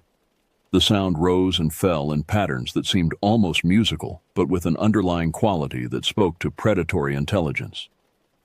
Rex began whimpering and pressed himself against my legs, his entire body trembling with terror. The cattle moved closer together, forming the kind of defensive circle that wild animals create when facing pack predators. Even our horses were showing signs of panic, fighting against the reins and trying to bolt in any direction that might lead away from the source of the sound. "What in God's name is that?" I whispered, my voice barely audible even to myself. Dad's face had gone white beneath his weathered tan. "I don't know," he replied, "but we can't stay here. We need to keep moving." As we resumed our desperate flight along the ridgeline, the sounds from behind us became more frequent and more varied. What had started as isolated vocalizations was evolving into a complex pattern of communication that seemed to involve multiple participants spread across a wide area. Whatever these creatures were, they were coordinating their movements with a level of sophistication that suggested intelligence far beyond what I had attributed to any wild animal. The trail along the ridge was narrow and exposed, offering spectacular views of the surrounding mountains, but also leaving us visible to anything that might be watching from the forested slopes below. Several times I caught glimpses of movement in the trees that suggested we were being paralleled by creatures that could move through difficult terrain with surprising speed and agility. "There," Dad said suddenly, pointing toward a distant hillside where dark shapes were moving with obvious purpose. "Do you see them?" I followed his gaze and felt my mouth go dry as I spotted what appeared to be at least 3 large figures making their way up a slope that would have challenged experienced human climbers. The creatures moved with a fluid grace that seemed to ignore the difficulties of the terrain, covering ground at a rate that suggested they would be able to intercept our route within a matter of minutes. "How many are there?" I asked, though I wasn't sure I wanted to hear the answer. "More than I can count," Dad replied grimly. "And they're getting ahead of us." The realization that we were being systematically outmaneuvered by creatures of unknown capabilities was terrifying beyond description. These mountains that I had considered familiar territory were being revealed as the domain of something far more dangerous and intelligent than I had ever imagined. As we continued along the ridgeline, the vocalizations from our pursuers became almost constant. The sound seemed to be coming from all directions simultaneously, creating an acoustic environment that made it impossible to determine exactly where the various creatures were positioned. This psychological warfare was clearly having its intended effect. Both human and animal members of our group were showing signs of panic that threatened to compromise our ability to make rational decisions. "Listen," Dad said suddenly, holding up his hand for silence. In the distance, barely audible over the sound of wind through the trees, came the distinctive sound of a helicopter. The aircraft was still far away, but it was clearly approaching our general area with the kind of purposeful flight pattern that suggested an official mission rather than casual sightseeing. "Search and rescue?" I asked hopefully. Dad shook his head. "Wrong type of sound. That's military or maybe law enforcement. And it's coming from the direction of the deep wilderness, not from town." As the helicopter sound grew louder, the vocalizations from our pursuers suddenly stopped completely. The abrupt silence was more unnerving than the constant communication had been, suggesting that whatever was tracking us was capable of sophisticated responses to changing circumstances. Within minutes, the aircraft appeared over the horizon, a large, unmarked helicopter painted entirely in white. It was flying low and fast, following the valley floors with the kind of precision that suggested intimate familiarity with the terrain. As it passed overhead, I could see figures in the cockpit, but the aircraft showed no sign of having noticed our small group on the mountainside. "Where's it going?" I asked, watching as the helicopter disappeared over the next ridge. "Into the deep country," Dad replied. "The areas where nobody goes. The places where—" He paused, as if reluctant to finish the thought. "Where what?" "Where people have been reporting strange encounters for years. The places where experienced outdoorsmen refuse to go alone." As the sound of the helicopter faded into the distance, our pursuers resumed their vocalizations with renewed intensity. Whatever had caused them to fall silent during the aircraft's passage was no longer a concern, and their communication patterns suggested increased urgency and organization. "We need to get off this ridge," Dad said, spurring his horse toward a trail that led down into a wooded valley. "We're too exposed up here." But as we began our descent into the trees, I couldn't shake the feeling that we were walking into a trap. The creatures that had been pursuing us all morning had demonstrated intelligence and coordination that suggested they were capable of complex planning. Leading us away from open ground and into dense forest where visibility was limited seemed like exactly the kind of tactical decision they might make. As we entered the forest canopy, the oppressive silence returned with renewed intensity. But this time it felt different. Not like the absence of sound, but like the calm before a storm. Whatever was going to happen next, I could sense that it was approaching rapidly, and I was terrified to find out what it would be. The autumn of 2019 arrived with an unseasonable warmth that extended well into October, giving me and my friend Garrett extra weeks to enjoy the outdoor activities that would soon be curtailed by winter weather. The events of that terrifying April morning had faded somewhat in my memory, reduced to the kind of half-remembered nightmare that seems less credible in daylight than it had in the moment of experience. Dad and I had never discussed in detail what we had encountered on the mountain that day. The official story was that we had seen evidence of trespassers and had taken the longer route home as a precautionary measure. But I could tell from the way his eyes would sometimes drift toward the mountain peaks during our daily work that the experience had left permanent marks on his psyche that no amount of time would completely erase. Garrett lived at our ranch with his family, occupying one of the smaller houses that accommodated seasonal workers and their dependents. At 15, he was 2 years younger than me, but possessed the kind of fearless enthusiasm for outdoor adventure that made him an ideal companion for exploring the vast wilderness that surrounded our property. The lake that bordered our ranch was a natural wonder that had provided entertainment and recreation for 3 generations of my family. Fed by mountain streams and spring runoff, it maintained a constant level throughout most of the year and supported a healthy population of fish that made it popular with local anglers. The shores were lined with a mixed forest of aspen and pine that provided excellent habitat for deer, elk, and the smaller animals that formed the foundation of the local ecosystem. Garrett and I had spent countless hours that summer building and improving a fort in the swampy woods that bordered the lake's eastern shore. The structure was nothing elaborate, just some salvaged lumber nailed together to create walls and a roof that would keep out most of the weather. But it represented a significant investment of time and effort, and it had become our primary hangout spot during the long summer afternoons. Access to the fort required crossing a small creek that flowed into the lake through a marshy area where the footing was uncertain and the water was often deeper than it appeared. Early in the summer, we had solved this problem by constructing a simple bridge using 4 wooden planks supported by rocks positioned at strategic points in the streambed.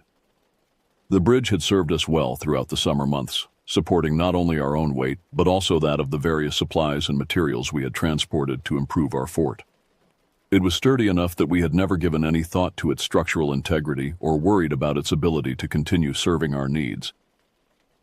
But on that October afternoon when we approached the creek crossing, both Garrett and I stopped in shock at what we found. 2 of the 4 planks that formed our bridge had been snapped cleanly in half, leaving jagged ends that showed the bright, fresh color of recently broken wood. The breaks were not the result of gradual deterioration or normal wear. They showed the characteristics of sudden, violent failure under extreme stress. "What happened to our bridge?" Garrett asked, his voice reflecting the confusion I was feeling. I knelt beside the broken planks and examined them more closely. The wood was dry pine lumber that would normally require considerable force to break, especially given the dimensions of the planks we had used. But these breaks showed none of the splintering and tearing that would result from normal structural failure. Instead, they appeared to have been snapped with a single, powerful application of force applied in exactly the right location to cause maximum damage. "Maybe a big animal stepped on it," I suggested, though my own words sounded unconvincing even to me. "What kind of animal would be heavy enough to break these boards?" Garrett replied. "And why would it step on the bridge instead of just wading through the creek?"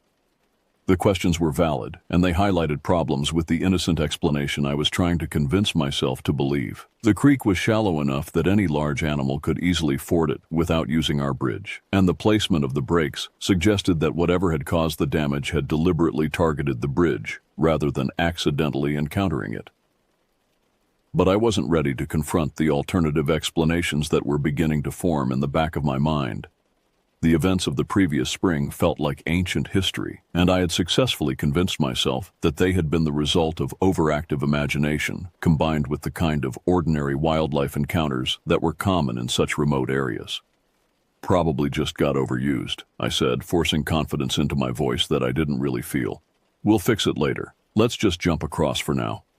We made our way across the creek, using the remaining planks and a series of carefully placed hops that left us both slightly wet but safely on the other side. The fort was exactly as we had left it the previous week. 4 walls of mismatched lumber surrounding a small interior space that contained a few pieces of salvaged furniture and some supplies we kept stored there for our various projects. We settled into our usual spots and began the kind of aimless conversation that filled our afternoons. discussions of school, plans for upcoming hunting season, speculation about which girls might be interested in dating, and other topics that seemed incredibly important to teenagers but would seem trivial to adults. The fort provided a sense of privacy and independence that was hard to find elsewhere on the ranch. But our conversation was interrupted by a sound that made both of us freeze in sudden terror. It started as a rhythmic tapping, like someone knocking on wood with measured, deliberate strokes. The sound was coming from somewhere very close to our fort, possibly from one of the trees that formed the canopy overhead. "What's that?" Garrett whispered, his eyes wide with concern. I held up my hand for silence and focused my attention on the source of the sound. The tapping continued for perhaps 30 seconds, following a pattern that seemed almost like Morse code. 3 short taps, followed by 2 longer ones, then 3 short taps again. The rhythm was too regular to be natural, and the sound was too deliberate to be caused by any kind of random environmental factor. As the tapping continued, I felt the same sense of creeping dread that had characterized the morning encounter with Dad several months earlier. This wasn't the kind of innocent mystery that could be explained away with rational thought. This was something that demanded immediate action, preferably involving rapid movement away from our current location. "We need to leave," I said quietly, though I couldn't have explained the source of my certainty. "Right now." Garrett looked confused by my sudden change in mood, but something in my voice must have conveyed the seriousness of the situation. Without asking for further explanation, he began gathering up the personal items we had brought to the fort while I moved toward the opening that served as our door. The machinery yard that bordered the swampy woods was perhaps 100 yards from our fort, across an area of mixed forest and marshy ground that offered limited visibility but multiple routes of approach. The main shop building provided a clear view of the tree line, but reaching it would require crossing an open area where we would be exposed to observation from anyone or anything that might be watching from the woods. There was a gap in the barbed wire fence that surrounded the machinery yard, a small opening we had created earlier in the summer to provide easy access between our fort and the more civilized areas of the ranch. Reaching that gap had always been a simple matter of following a well-worn path through the forest, but suddenly the familiar route seemed fraught with danger. I whispered my plan to Garrett as quickly as possible, emphasizing the need for speed and stealth. We would leave the fort simultaneously, move through the forest in a crouched position to minimize our visibility, and make for the fence gap as quickly as possible without creating so much noise that we would attract attention. As we prepared to leave our sanctuary, the tapping sound stopped abruptly.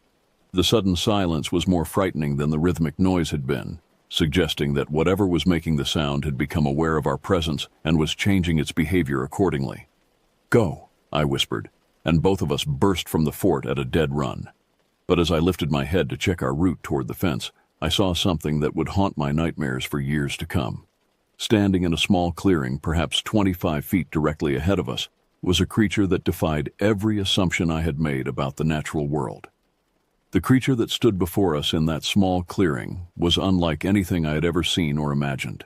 At first glance, it appeared almost human, but every detail of its appearance reinforced the terrible reality that this was something fundamentally alien to our world. The face that stared back at us with obvious intelligence was a grotesque parody of human features, as if someone had attempted to create a person from memory, but had gotten all the proportions wrong. Its eyes were the most disturbing feature. Too large for the skull that contained them, positioned too high on the forehead, and spaced too far apart to create the symmetrical arrangement that characterizes human faces.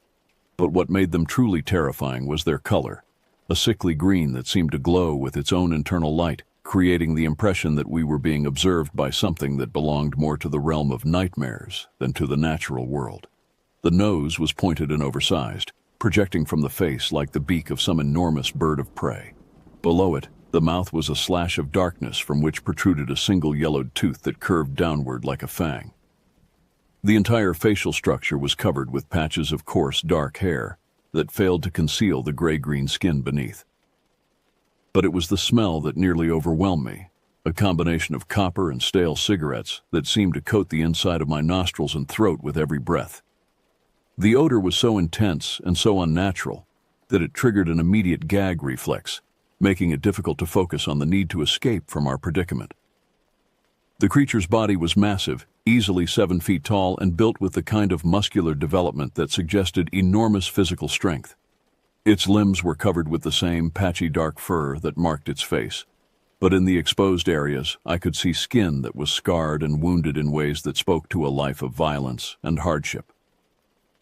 For several seconds, we stood frozen in a tableau of mutual observation, two terrified teenagers facing something that challenged their understanding of reality, while the creature studied us with an intelligence that was clearly evaluating our potential as threats or prey. Time seemed suspended as both sides processed the implications of this unexpected encounter. Then the creature took a step forward, and the spell was broken. I turned and ran with a desperation that I had never experienced before, crashing through underbrush and leaping over obstacles with a recklessness that could easily have resulted in serious injury. Behind me I could hear Garrett following, though his panicked screams of Sasquatch suggested that his mind was trying to process what we had seen by fitting it into familiar categories. But I knew that what we had encountered was not a Sasquatch or any other creature from folklore or legend. This was something far more disturbing, something that belonged in the space between known and unknown, challenging our most basic assumptions about what was possible in the natural world. The run back to the house seemed to take forever, though it probably covered less than half a mile of familiar ground. Every shadow between the trees seemed to hide potential threats, and every sound, no matter how innocent, triggered fresh waves of adrenaline that left me feeling nauseated and shaky. When we finally burst through the front door of the house, both of us were pale and trembling with the kind of shock that comes from confronting something that fundamentally challenges your understanding of reality. Garrett immediately began trying to call his parents, but his hands were shaking so badly that he couldn't operate his phone properly. "What did we just see?" he asked, his voice barely above a whisper. "I don't know," I replied, though part of me suspected that I knew exactly what we had encountered. The creature in the clearing bore an unmistakable resemblance to the figures Dad and I had glimpsed on the mountain months earlier. The same impossible height, the same mixture of human and animal characteristics, the same sense of intelligence that was both familiar and utterly alien. As we sat in the living room trying to process what had happened, I became aware of movement outside the house. Through the front windows, I could see across the yard to the grassy hills that rose beyond our property line. As I watched, a massive figure appeared on the skyline, moving with the kind of fluid speed that seemed to defy the laws of physics.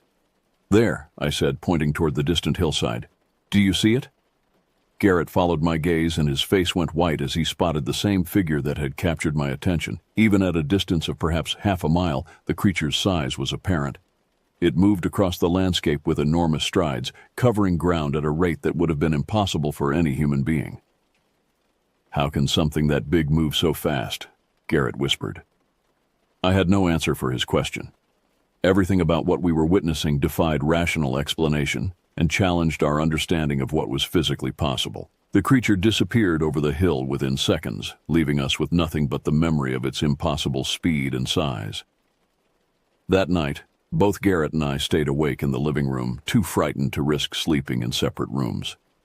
We played video games and watched television, desperately trying to maintain some sense of normalcy in the face of experiences that had shattered our assumptions about the world we lived in. When my parents and brother returned from their evening activities around 9:30, they immediately sensed that something was wrong. But neither Garrett nor I felt capable of explaining what we had encountered. How do you tell responsible adults that you've seen something that shouldn't exist? How do you describe an experience that sounds like the product of overactive imagination or adolescent hysteria? We retreated to my bedroom, where the familiar surroundings provided some illusion of safety and security. But even there, surrounded by the possessions and memories of a normal teenage life, I couldn't shake the feeling that we were being watched by something that existed outside the boundaries of normal experience. At approximately 2 a.m., Garrett shook me awake from the light doze I had finally managed to achieve. His face was white with terror, and his finger was pressed to his lips in a gesture demanding absolute silence. As I became fully alert, I heard what had woken him, a soft, rhythmic tapping on my bedroom window. The sound was identical to what we had heard at the fort earlier that day. Measured, deliberate taps that followed a pattern suggesting intelligence and purpose. But hearing it here, at my bedroom window in the middle of the night, transformed it from mysterious to absolutely terrifying. We sat frozen on my bed, afraid to move or speak or even breathe too loudly. The tapping continued for perhaps 2 minutes, following the same pattern we had heard earlier. 3 short taps, 2 long ones, then 3 short taps again. It was like some kind of code, a form of communication that we couldn't understand but that clearly carried meaning for whatever was producing it. Then the tapping stopped, and we heard the sound of my fence creaking under some tremendous weight. The metal posts and wire that formed our property boundary were designed to contain livestock, not to support the weight of something that could make them groan and complain as if they were being tested to their breaking point. A loud snap echoed through the night air, followed by the sound of something heavy hitting the ground. Whatever had been putting pressure on our fence had finally exceeded its structural limits and had caused some component of the system to fail catastrophically. We remained frozen on the bed for another hour, listening for any additional sounds that might indicate continued presence of whatever had visited us. But gradually, the normal sounds of night returned. The distant hoot of an owl, the rustle of wind through leaves, the small movements of nocturnal animals going about their business. When morning finally arrived, I crept outside to assess the damage to our property. The fence showed clear evidence of having been subjected to enormous pressure.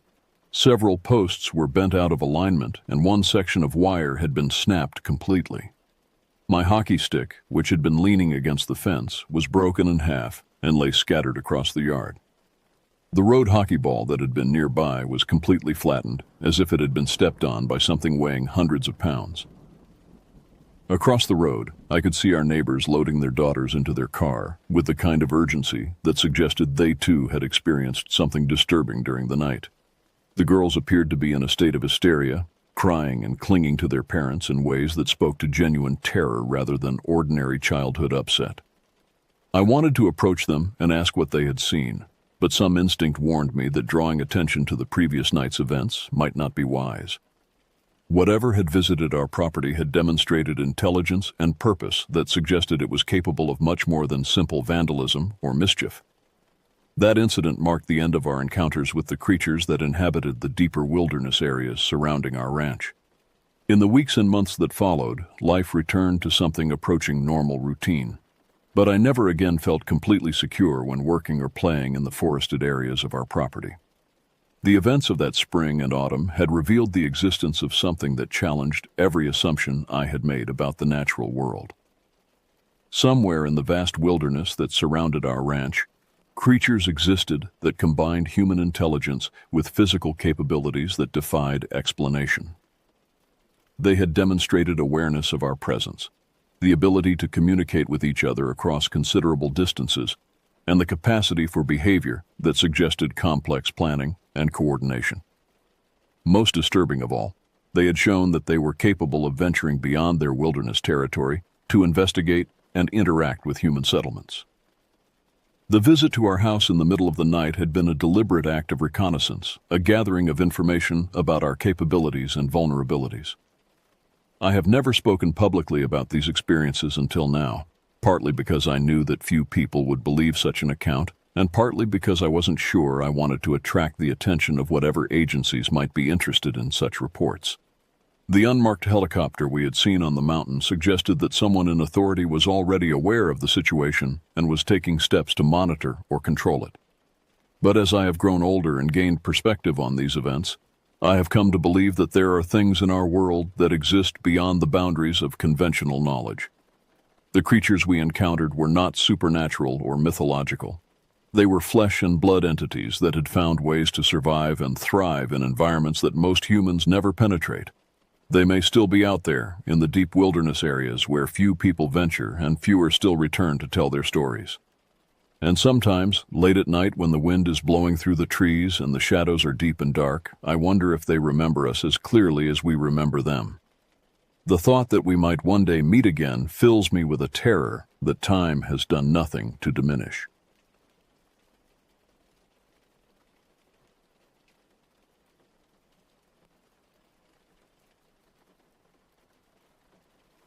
This happened to me during the spring of 2021, when I was 19 years old and trapped in what felt like an endless cycle of pandemic restrictions. The world had been locked down for over a year, and our small town of Cedar Falls felt more isolated than ever.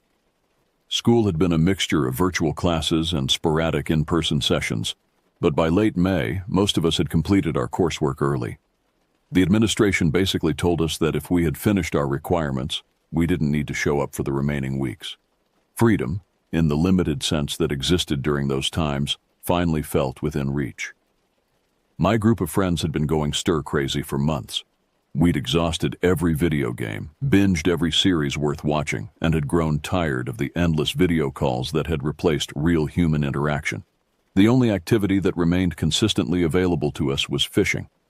It was outdoors, socially distanced by nature, and gave us something to focus on besides the suffocating atmosphere of constant uncertainty that had dominated our lives. Every morning at exactly 6 a.m., the six of us would meet up. Trevor, who had somehow managed to keep his beat-up Honda Pilot running despite his father's predictions of imminent breakdown, would pick up the rest of us, since we all lived within a few blocks of each other in the Riverside neighborhood. The routine had become sacred to us.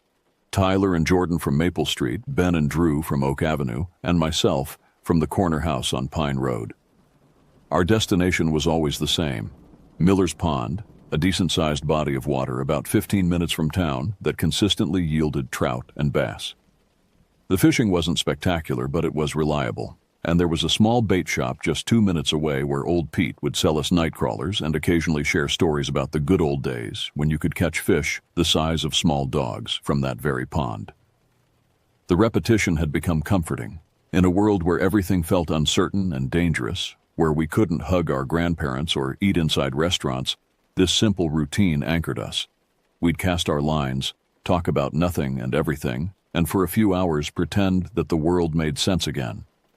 But by early June, even our beloved routine had started to feel stale. We'd mapped every inch of Miller's Pond, knew exactly where the base liked to hide during different times of day, and could predict with frightening accuracy which spots would be productive. Tyler had started bringing a book instead of focusing on fishing.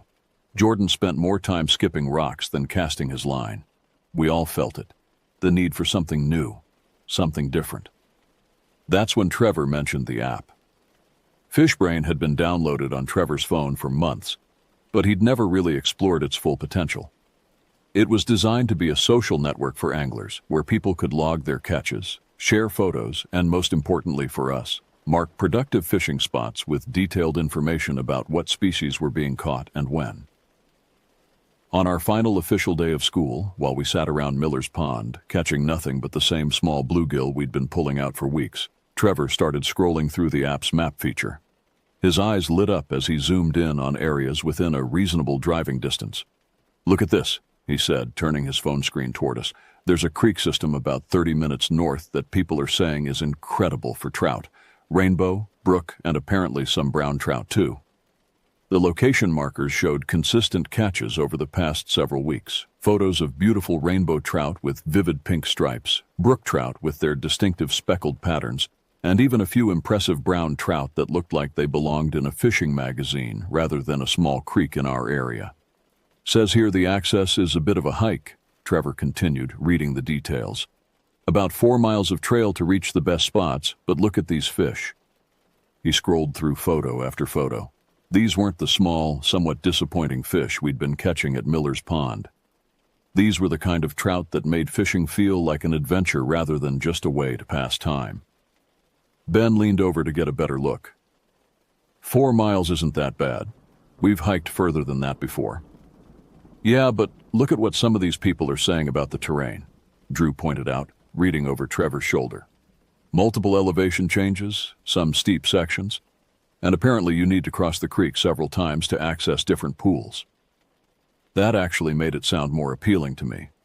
I'd been fly fishing for 3 years, ever since my uncle had taught me during a trip to Colorado, and I was getting tired of casting into the same predictable spots. The idea of technical fishing in varied terrain where different techniques might be required for different sections of the creek sounded exactly like what we needed. "The app shows that the best fishing is early morning," Tyler observed. "So we'd need to start even earlier to account for the drive and hike." We spent the next hour planning. The logistics were more complex than our usual routine, but not impossibly so. Trevor would pick everyone up at 5:30 a.m. instead of 6:02. We'd need to pack more supplies since we'd be hiking for several hours and wouldn't have the convenience of Pete's bait shop nearby. Most importantly, we'd need to let our parents know we'd be going to a new location and would likely be out of cell phone range for most of the day. The more we talked about it, the more excited we became. This felt like the first real adventure we'd had in over a year. Everything else in our lives had become so controlled, so limited, so predictable. The idea of exploring somewhere new, somewhere that might actually challenge us, felt like stepping back into a version of ourselves we'd almost forgotten existed. "Let's do it tomorrow," I suggested. "It's supposed to be clear and cool in the morning, perfect fishing weather." Everyone agreed immediately. We spent the rest of the afternoon gathering information about the location, studying the trail maps available online, and planning what gear to bring. I decided I'd pack both my fly rod for the shallow areas where I could work on my technique and my spinning rod for the deeper pools where the bigger fish would likely be waiting. That night, I had trouble falling asleep. Not because I was worried, but because I was genuinely excited for the first time in months. I kept thinking about the photos we'd seen on the app, imagining myself working my way up that creek, reading the water, adapting my technique to new challenges. I had no idea that within 24 hours, fishing would be the furthest thing from my mind. Trevor's Honda Pilot rumbled to life at 5:25 a.m., cutting through the pre-dawn silence of our neighborhood. The early June air was crisp and carried the scent of dew-covered grass and the faint aroma of someone's coffee brewing somewhere nearby. I had packed my gear the night before: fly rod, spinning rod, tackle box organized with various flies and lures, a day pack with water and snacks, and my camera to document what I hoped would be our best fishing trip yet. The others emerged from their houses like zombies, still half asleep but carrying their gear with the practiced efficiency of people who'd done this routine dozens of times before. Tyler clutched a large coffee mug and moved with the deliberate slowness of someone not quite ready to be awake. Jordan had his lucky fishing hat pulled low over his eyes and carried what looked like enough tackle to stock a small sporting goods store. "Everyone ready for an adventure?" Trevor asked, with the forced cheerfulness of someone trying to convince himself he was fully awake. A chorus of mumbled agreement came from the group as we loaded our gear into the back of the Pilot. The drive would take us northwest, away from town and into areas I'd rarely explored. According to the GPS, our destination was a trailhead parking area that served multiple hiking trails, including the one that would take us to the creek system we'd studied on Fishbrain. As we drove, the familiar landscape of our town gradually gave way to more rural areas. Subdivisions became farmland, strip malls became scattered houses with large yards, and streetlights became increasingly rare. The sun was just beginning to rise, casting long shadows across the rolling hills and creating a golden glow that made everything look more beautiful than it had any right to. According to the app, the best fishing is in the first 2 hours after sunrise, Ben said, scrolling through his phone, so timing should be perfect. "What's the plan when we get there?" Drew asked. "Are we sticking together or splitting up like usual?" That was a good question. At Miller's Pond, we'd developed a system where we'd break into 2 groups of 3, cover different areas, and meet back up around noon to compare our catches and share stories. The new location was larger and more complex, with multiple pools and runs spread out over several miles of creek. "I think we should stick together for the first part," I suggested. "At least until we get a feel for the area and figure out where the fish are. After that, maybe we split up into smaller groups but stay within shouting distance." The GPS announced that we'd arrived at our destination just as we spotted a small gravel parking area on the left side of the road. It was more primitive than I'd expected, just a cleared area with space for maybe 8 or 10 cars, a wooden sign marking the trailhead, and a small information board with a basic map of the trail system. We were the only vehicle there. "Guess we're the early birds today," Tyler observed as we unloaded our gear. The trailhead sign indicated that our destination, marked as Whispering Creek Access, was 3.8 miles via the Blue Blaze Trail. The estimated hiking time was listed as 2 to 3 hours, depending on fitness level and weather conditions. A warning at the bottom of the sign mentioned that the trail crossed the creek multiple times and could be slippery when wet. "Creek crossings," Jordan said, adjusting his backpack straps. "Good thing I brought the waterproof boots." We set off just as the sun cleared the horizon, following blue blazes painted on trees at regular intervals. The trail started easy enough, a well-maintained dirt path that wound gently upward through mixed hardwood forest. The morning air was filled with bird songs I couldn't identify, and somewhere in the distance, I could hear the faint sound of running water. After about 20 minutes of hiking, we encountered our first creek crossing. The water was shallow but moving fast, flowing over smooth rocks that looked treacherous. A fallen log served as a makeshift bridge, but it was narrow and didn't look particularly stable. "I'm not trusting that log with my gear," Ben said, eyeing the crossing skeptically. "Rock hopping it is," Trevor decided, pointing to a series of larger stones that provided a more stable path across the water. We made it across without incident, though Tyler managed to get one boot wet when a rock shifted under his weight. The trail continued on the other side, climbing more steeply now and leading us deeper into the forest. The second crossing came after another 30 minutes of hiking. This time the creek was wider and deeper, and there was no convenient log. The trail simply disappeared into the water on one side and picked up again on the opposite bank. "This is where the real fishing starts," I said, studying the pool that had formed just upstream from the crossing. The water was crystal clear, and I could see what looked like the shadows of fish holding in the deeper sections. We crossed more carefully this time, taking our time to ensure our gear stayed dry. The water was shockingly cold even through my boots, and the current was stronger than it had appeared from the bank. By the time we reached what the trail map indicated was the main fishing area, we'd been hiking for just over an hour. The forest had grown denser around us, and the sound of the creek had become a constant background presence. We were now following the water more closely, with the trail sometimes running right alongside the bank and sometimes cutting inland to avoid particularly rough terrain. "This is it," Trevor announced, consulting his phone and the Fishbrain app. "According to the GPS, we're right in the middle of the area where people have been catching those big trout." The creek in front of us looked like something from a fishing magazine. Clear water flowed over a series of granite shelves, creating multiple pools of varying depths.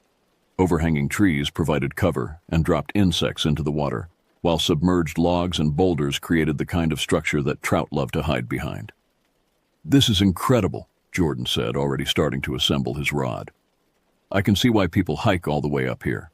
We found a flat area near the bank where we could spread out our gear and get organized. The plan was to start fishing here and work our way upstream, hitting different pools and runs as we went. We'd stay in visual contact with each other, but spread out enough that we wouldn't interfere with each other's fishing. I was in the process of rigging my fly rod when Tyler suddenly stopped what he was doing and tilted his head to one side. "Did you guys hear that?" he asked, his voice carrying a note of confusion. We all stopped and listened. At first, all I could hear was the sound of water flowing over rocks and the gentle rustling of leaves in the breeze. Then, faintly, from somewhere upstream, came the sound of something moving through the undergrowth. "Probably just a deer," Ben said, but he didn't sound entirely convinced. The sound came again, closer this time. Not the delicate stepping of a deer, but something heavier, more deliberate. Something that seemed to be moving parallel to the creek, staying just out of sight in the dense forest. "Maybe we should have picked a busier trail," Drew muttered, glancing around nervously. But the sound faded away, and after a few minutes of listening to nothing but natural forest noises, we convinced ourselves it really had been just a deer or some other harmless wildlife. We were in their territory after all, and it made sense that our presence might have disturbed some of the local animals. I went back to rigging my fly rod, selecting a small dry fly that might tempt any trout feeding on the surface. The morning was shaping up to be perfect for fishing. Overcast enough to keep the fish active, but with enough light to see what we were doing. I had no way of knowing that something in the woods was watching us, learning our voices, and waiting for the right moment to use what it had learned. The fishing started off exactly as we'd hoped. Tyler, working a deep pool about 50 yards downstream from our starting point, landed a beautiful rainbow trout within the first 15 minutes. Jordan had connected with something substantial in a run beneath an overhanging tree, though he lost it when his line got tangled in the branches. Ben and Drew had moved upstream and were methodically working their way through a series of smaller pools, while Trevor stayed near our gear and focused on a promising eddy where the current created a perfect feeding lane. I had waded out into the creek itself, working my fly rod in the shallow areas where I could see trout rising to take insects off the surface. The water was so clear that I could watch the fish react to my fly, adjusting my technique based on their behavior. It was technical, engaging fishing that required complete focus, exactly what I'd been craving after months of predictable fishing at Miller's Pond. For the first hour, everything was perfect. The creek lived up to every positive review we'd read on FishBrain. The fish were active, the scenery was spectacular, and the challenge of reading new water and adapting our techniques kept all of us engaged and excited. Then the sound started. It began as something subtle. Just the occasional snap of a branch or rustle of leaves from somewhere in the forest around us. At first, none of us paid much attention. We were in the middle of wilderness area, after all, and the presence of wildlife was not only expected but part of the appeal. Deer, squirrels, birds, maybe even black bears, all of these were common in the region, and the sounds we were hearing seemed consistent with normal animal activity. But as the morning progressed, the disturbances became more frequent and seemed to follow a pattern that was increasingly difficult to dismiss as coincidental. I was in the middle of working a particularly promising pool when I heard what sounded like footsteps in the forest behind me. Not the quick, light steps of a deer or the scurrying of smaller animals, but the deliberate, measured pace of something large moving through the undergrowth. I paused my casting and turned to look, but the forest was too dense to see more than 20 or 30 feet in any direction. "Hey, Tyler," I called out. "You moving around up there?" "No, I'm still in the same spot," he replied from downstream. "Why?" "Just thought I heard someone walking around behind us. Probably just a deer. They're everywhere up here." That explanation satisfied me for the moment, and I went back to fishing. But over the next 30 minutes, the sounds continued and began to take on characteristics that were harder to explain away as normal wildlife activity. The footsteps seemed to move in parallel with us as we worked our way upstream. When we stopped, they stopped. When we moved to a new location, they resumed. It was as if something was following our progress along the creek, staying just out of sight but maintaining a constant distance. "Are you guys hearing this too?" Jordan asked during a brief break in the fishing action. He was looking nervously at the tree line, his rod forgotten in his hands. "The footsteps?" Ben replied. "Yeah, I've been hearing them for the last 20 minutes. It's weird how they seem to match our movement." "Animals do that sometimes," Drew said, but his voice lacked conviction. "They're curious about humans. Maybe it's just trying to figure out what we are." But even as he said it, we all knew that the explanation didn't quite fit what we were experiencing. The sounds were too consistent, too deliberate, too clearly focused on our location. Wild animals might be curious about human presence, but they typically either approached for a closer look or moved away to avoid contact. They didn't typically maintain a steady parallel course for extended periods. Trevor, who had been quiet during this exchange, suddenly spoke up. "There's something else. I've been watching for game trails and other signs of animal activity, and I'm not seeing much. No deer tracks, no scat, no browsing damage on the vegetation. For an area that's supposed to have a lot of wildlife, it's surprisingly empty." That observation sent a new chill through the group. Trevor had grown up hunting with his father and knew how to read the signs of animal presence in the forest. If he was saying that the normal indicators of wildlife weren't there, it meant that either the animals had learned to avoid this area for some reason, or something had caused them to relocate. "Maybe we're overthinking this," I suggested, though I didn't really believe it myself. "Let's just stick together a little closer and keep fishing. We came here to catch trout, and the fishing has been amazing." We tried to return to our normal routine, but the atmosphere had changed. Where before we had been relaxed and focused on the technical aspects of fishing, now we found ourselves constantly glancing over our shoulders and listening for sounds that might not belong. The jokes and casual conversation that usually accompanied our fishing trips had been replaced by a tense awareness of our surroundings. The sounds in the forest continued, sometimes fading away for 10 or 15 minutes at a time before resuming with renewed intensity. It was during one of these quiet periods that we heard something that made all of us stop what we were doing and look at each other with genuine alarm. From somewhere upstream, maybe 200 yards away, came the unmistakable sound of a human voice. It was faint and indistinct, more like the cadence and rhythm of human speech than actual words we could understand. But there was no mistaking it for any kind of natural sound. Someone else was in the forest with us, and they were close enough that we could hear them talking. "Did you guys hear that?" Ben asked unnecessarily. We had all heard it. "Should we go check it out?" Tyler suggested. "Maybe it's other hikers who got lost or need help."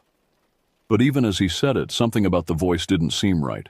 It was too regular, too repetitive, like someone reciting the same words over and over again. And there was only one voice, no conversation, no indication of multiple people, just that single, steady stream of incomprehensible speech. "Let's give it a few minutes," I decided. "If there are other hikers, they'll either move on or come this way eventually. If they need help, they'll call out more clearly." We waited, listening intently, but the voice faded away without coming any closer. For the next half hour, the forest around us was quieter than it had been all morning. Even the normal birdsong seemed muted, as if the entire ecosystem was holding back and waiting for something to happen. It was during this period of unnatural quiet that the real horror began. The voice, when it came back, was different. Instead of the indistinct murmuring we'd heard earlier, this time the words were clear, recognizable, and absolutely terrifying. "Guys, come here." It was Ben's voice, perfect in every detail. The same tone, the same inflection, even the same slight accent that came from growing up in our small town. But Ben was standing right next to me, his face gone pale as he heard his own voice calling to us from somewhere deep in the forest. We all froze. Tyler's rod slipped from his hands and clattered against the rocks. Jordan took an involuntary step backward, nearly losing his footing on the slippery creek bottom. Drew grabbed onto Trevor's arm as if to confirm that what we were hearing was really happening.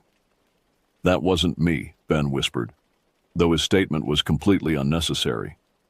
We could all see him standing there, mouth slightly open in shock, staring in the direction the voice had come from. "Guys, come here," the voice repeated, identical to the first time. Same words, same intonation, like a recording being played back. "What the hell is that?" Tyler managed to ask, his voice barely audible. None of us had an answer. The logical part of my brain was scrambling for explanations. Cell phone audio, some kind of electronic device, maybe even other hikers playing a cruel prank. But the voice had been too perfect, too exact. It wasn't just someone doing an impression of Ben's voice. It was Ben's voice, captured and repeated with impossible precision.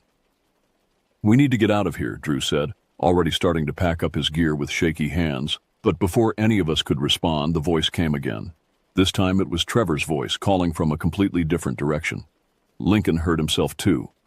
The words made no sense. There was no Lincoln in our group. But the voice was unmistakably Trevor's. Same vocal patterns. Same slight rasp that came from years of seasonal allergies.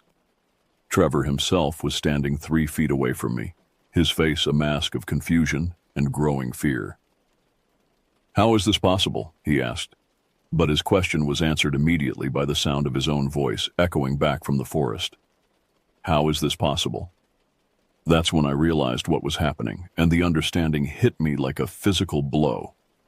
Something in the forest was listening to us, learning our voices and playing them back, not just mimicking the sound, but capturing and reproducing our exact speech patterns with perfect accuracy. "Everyone shut up," I hissed. "Don't say anything else."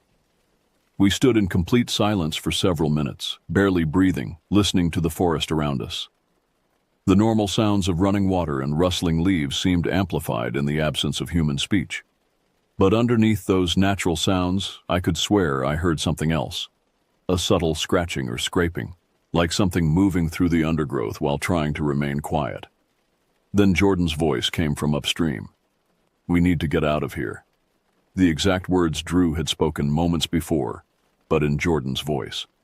Perfect reproduction, perfect timing. Like something had been waiting for the right moment to demonstrate that it had been listening to everything we said. That broke our resolve to remain silent. Drew started shoving gear into his backpack with frantic energy. Tyler began breaking down his rod with hands that shook so badly he could barely manage the simple task. Ben kept looking around the forest, as if he expected to see something emerge from the trees at any moment. "We're leaving," Trevor announced in a voice that was trying to sound authoritative but came out high and strained. "Right now, everyone pack up everything and we're going back to the car." But as soon as he said it, We heard the words repeated from multiple directions around us.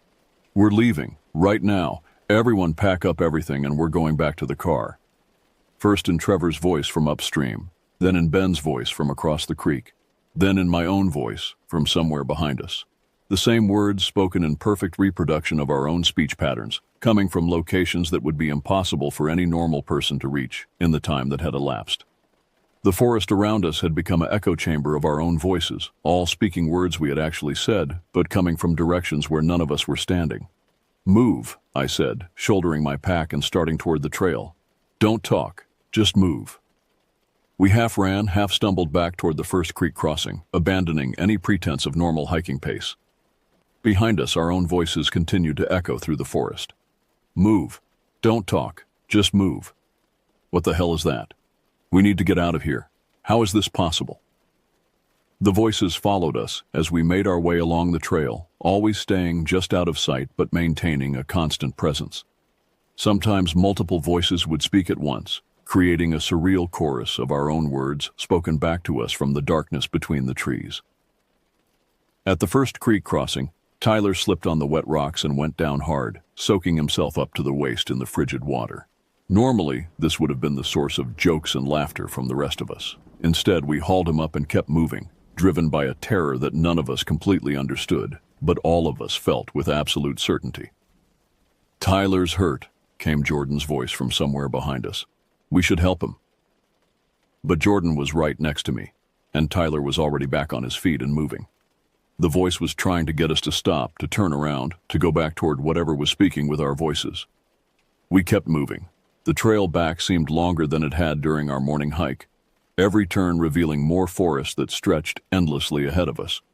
Our pace had settled into a fast walk rather than the panicked run we'd started with, but the tension in the group was increasing rather than decreasing as we put distance between ourselves and the creek.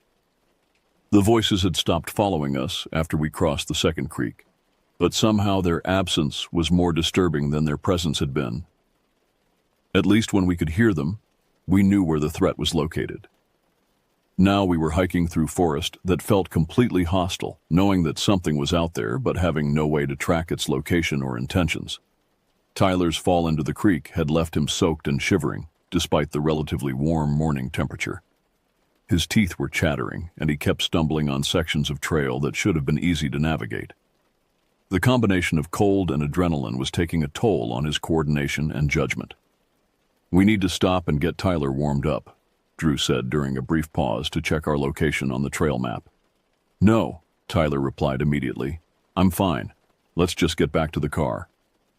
But even as he said it, his voice came echoing back from the forest around us. "I'm fine. Let's just get back to the car." Not Tyler's current voice, strained and shaky from cold and fear, but his normal voice from earlier in the morning when he had been relaxed and confident.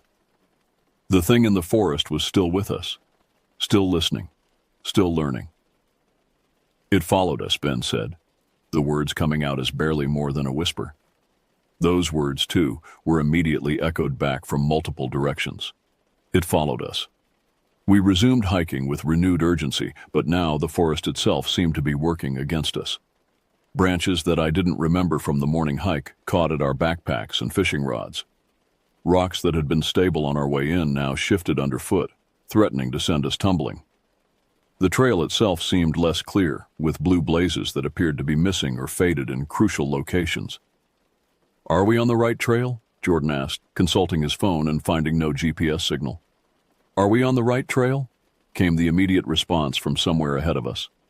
But this time the voice wasn't quite right.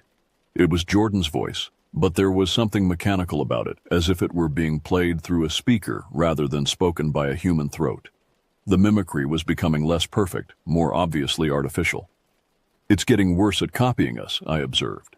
"It's getting worse at copying us," came the reply, but this time in multiple voices simultaneously, a horrifying chorus of our own speech patterns layered on top of each other until they became almost unintelligible.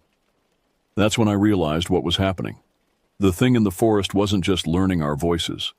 It was learning how to use them. What had started as simple repetition was evolving into something more complex and more threatening. It was beginning to experiment with combinations of our words, trying to create new sentences from the vocabulary it had collected. "Don't say anything else," I warned the group. "It's learning from everything we say." But the warning came too late. Our voices began speaking from the forest around us in combinations we had never used. "Tyler's hurt. How is this possible? We need to get out. Are we on the right trail? Everyone pack up. Don't say anything else." The sentences were grammatically correct, but contextually wrong, like someone learning a language from a textbook but not understanding how the words were actually supposed to fit together. The effect was deeply unsettling, creating a sense that something alien was attempting to understand human communication and failing in ways that revealed its fundamental otherness.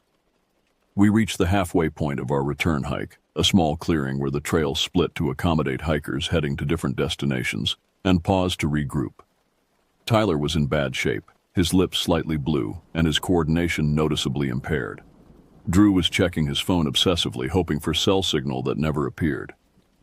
Ben and Jordan kept looking back the way we had come, as if expecting to see something pursuing us through the trees. "How much further?" Trevor asked, consulting the trail map. The question was answered not by any of us, but by a voice from the forest that sounded like a combination of all our voices speaking at once. "How much further to the car where Tyler needs help because it followed us?" The sentence structure was wrong, the word choice was wrong, but the meaning was clear enough to send a new wave of terror through our group. Whatever was speaking had been listening to everything we'd said throughout the morning and was now trying to create new communications from the pieces it had collected. More disturbing was the implication that it knew our destination. It had somehow determined that we were heading to a car, and it seemed to understand that Tyler was in distress. This wasn't just mimicry. It was analysis and comprehension. 2 miles, I said, reading the trail marker and immediately regretting giving it new words to work with. 2 miles to help Tyler get warm where the car is waiting for us, came the response from multiple directions, the voice shifting between different members of our group mid-sentence. We started moving again, but now every step felt like we were walking deeper into a trap. The thing in the forest wasn't just following us. It was herding us, learning our patterns, and possibly preparing for something we couldn't anticipate. The trail began to descend more steeply as we approached the final section before the parking area. This should have been encouraging. We were getting close to our destination and to the safety of civilization. Instead, it felt like we were walking into the lowest point of a funnel, with whatever was hunting us positioned above and around us. "I can see the parking area," Trevor announced as we rounded a bend that opened up into a view of the gravel lot where we'd left the Honda Pilot.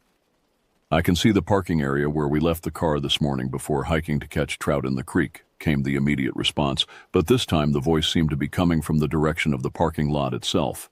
It was waiting for us at our destination.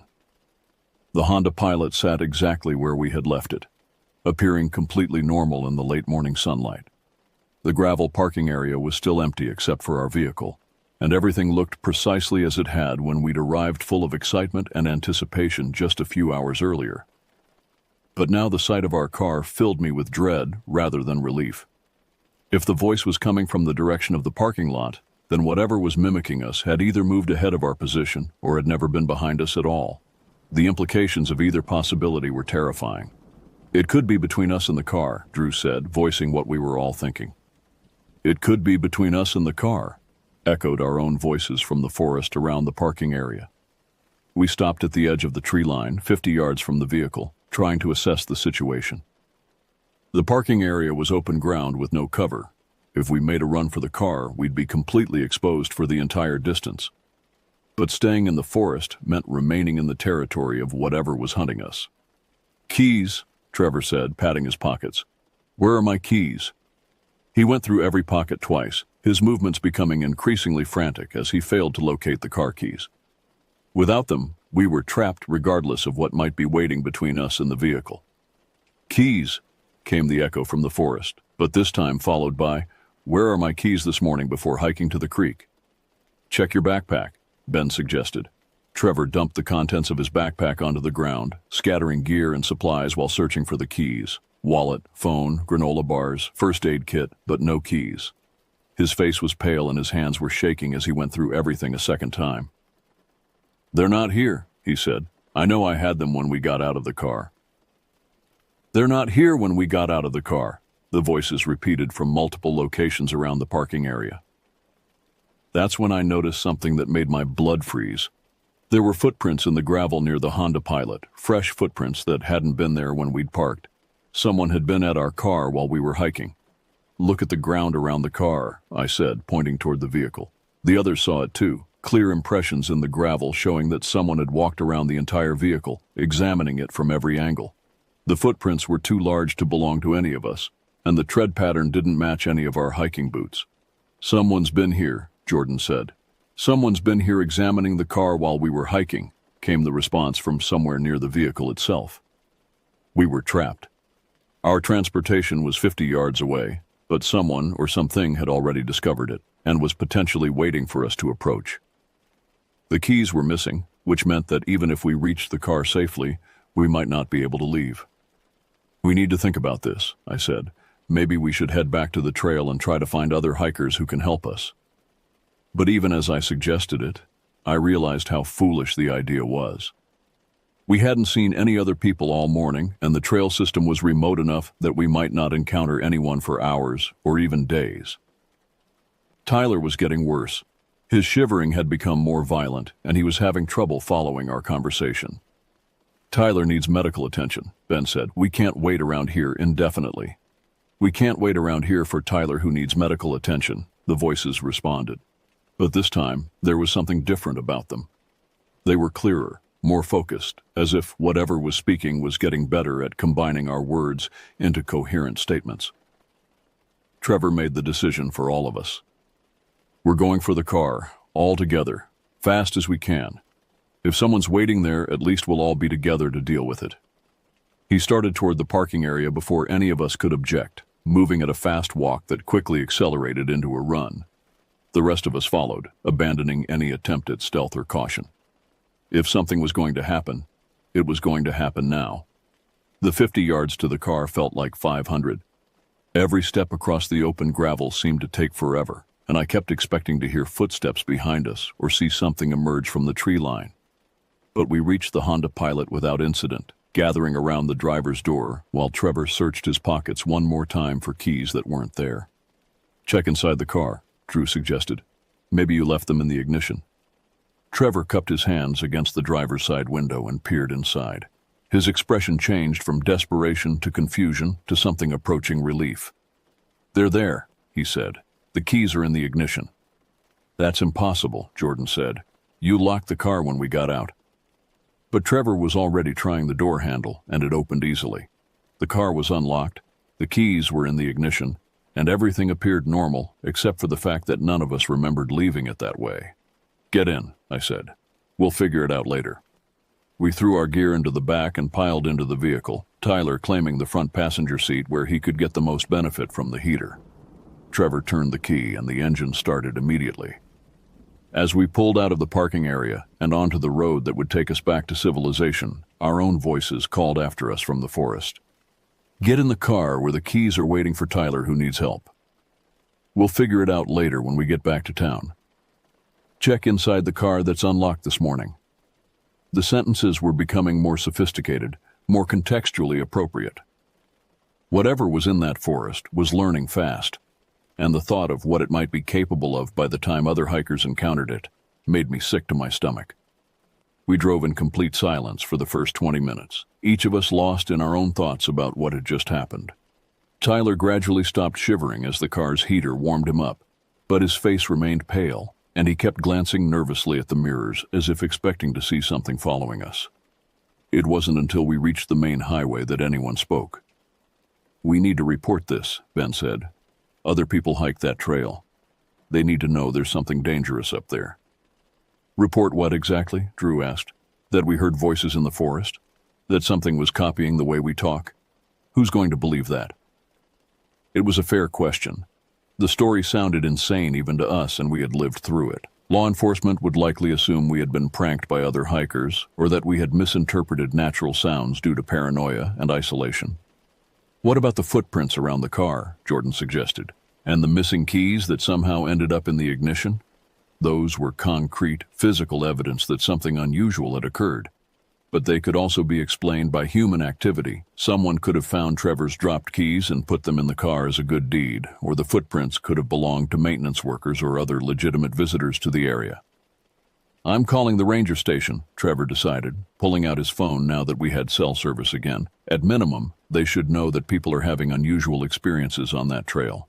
He made the call, speaking to someone at the local Forest Service office and providing a carefully edited version of our experience. He mentioned hearing voices that seemed to be following us, finding evidence that someone had been at our vehicle, and feeling unsafe enough to cut our trip short. He avoided mentioning the voice mimicry, which was the most unbelievable part of our story. The ranger he spoke with was polite and professional, taking down our information and promising to have someone check the trail within the next few days. She mentioned that they occasionally received reports of unusual activity in remote areas, usually involving people who were under stress or inexperienced in wilderness settings. "She thinks we're city kids who got spooked by normal forest sounds," Trevor reported after ending the call. But I knew what we had experienced wasn't normal, and as the days passed, my certainty about that only increased. I found myself researching similar incidents online, looking for other reports of voice mimicry in wilderness areas. What I found was disturbing. There were scattered accounts going back decades of hikers and campers reporting voices that seemed to copy human speech patterns. Most were dismissed as hoaxes or misunderstandings, but the consistency of the details across different times and locations was striking. People described the same progression we had experienced, first hearing indistinct voices, then perfect mimicry of their own speech, then increasingly sophisticated attempts to combine their words into new sentences.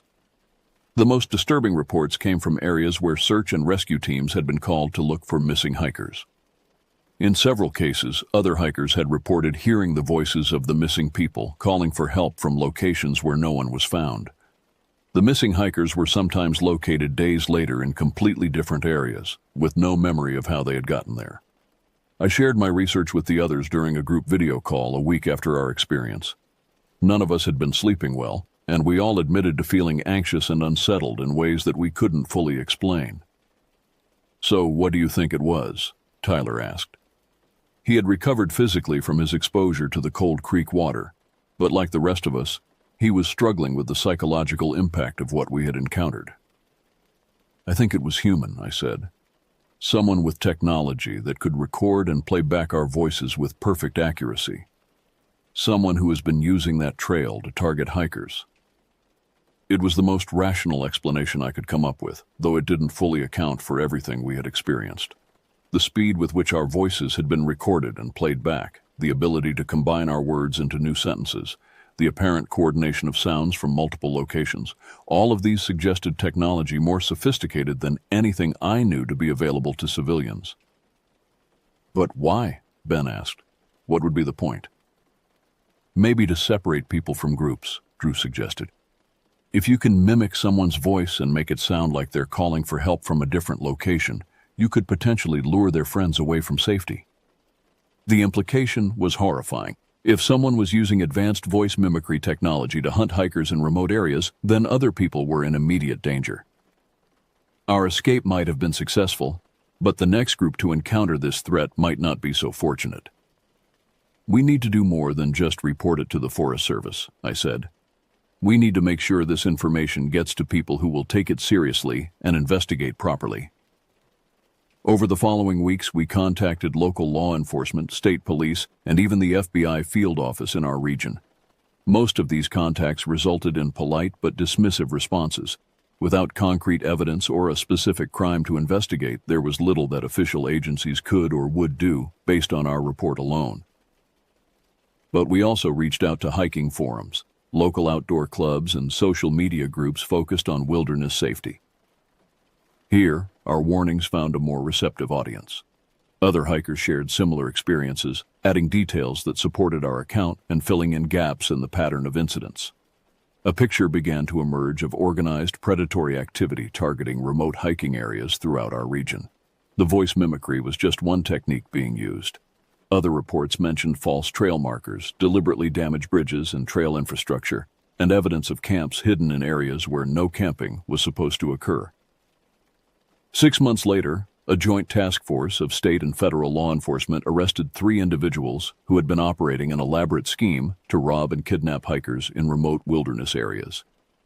They had been using military-grade electronic surveillance equipment to monitor hikers' conversations and then employing sophisticated audio technology to play back recorded voices in order to separate people from their groups. When the details of their operation became public, our experience finally made complete sense. We had encountered the early stages of a hunting pattern that had successfully victimized at least 12 other hikers over a period of several years. Our escape had been successful not because we were particularly clever or brave, but because we had recognized the threat early enough to respond appropriately. The technology they had been using was indeed far more advanced than anything available to typical civilians. Military surplus equipment obtained through black market channels and modified for their specific purposes.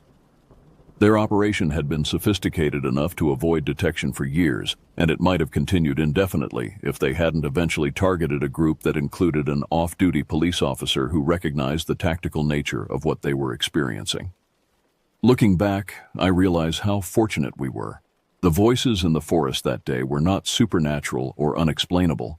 They were human predators using advanced technology to hunt other humans in locations where victims would be isolated and vulnerable. Our instinct to flee rather than investigate had literally saved our lives.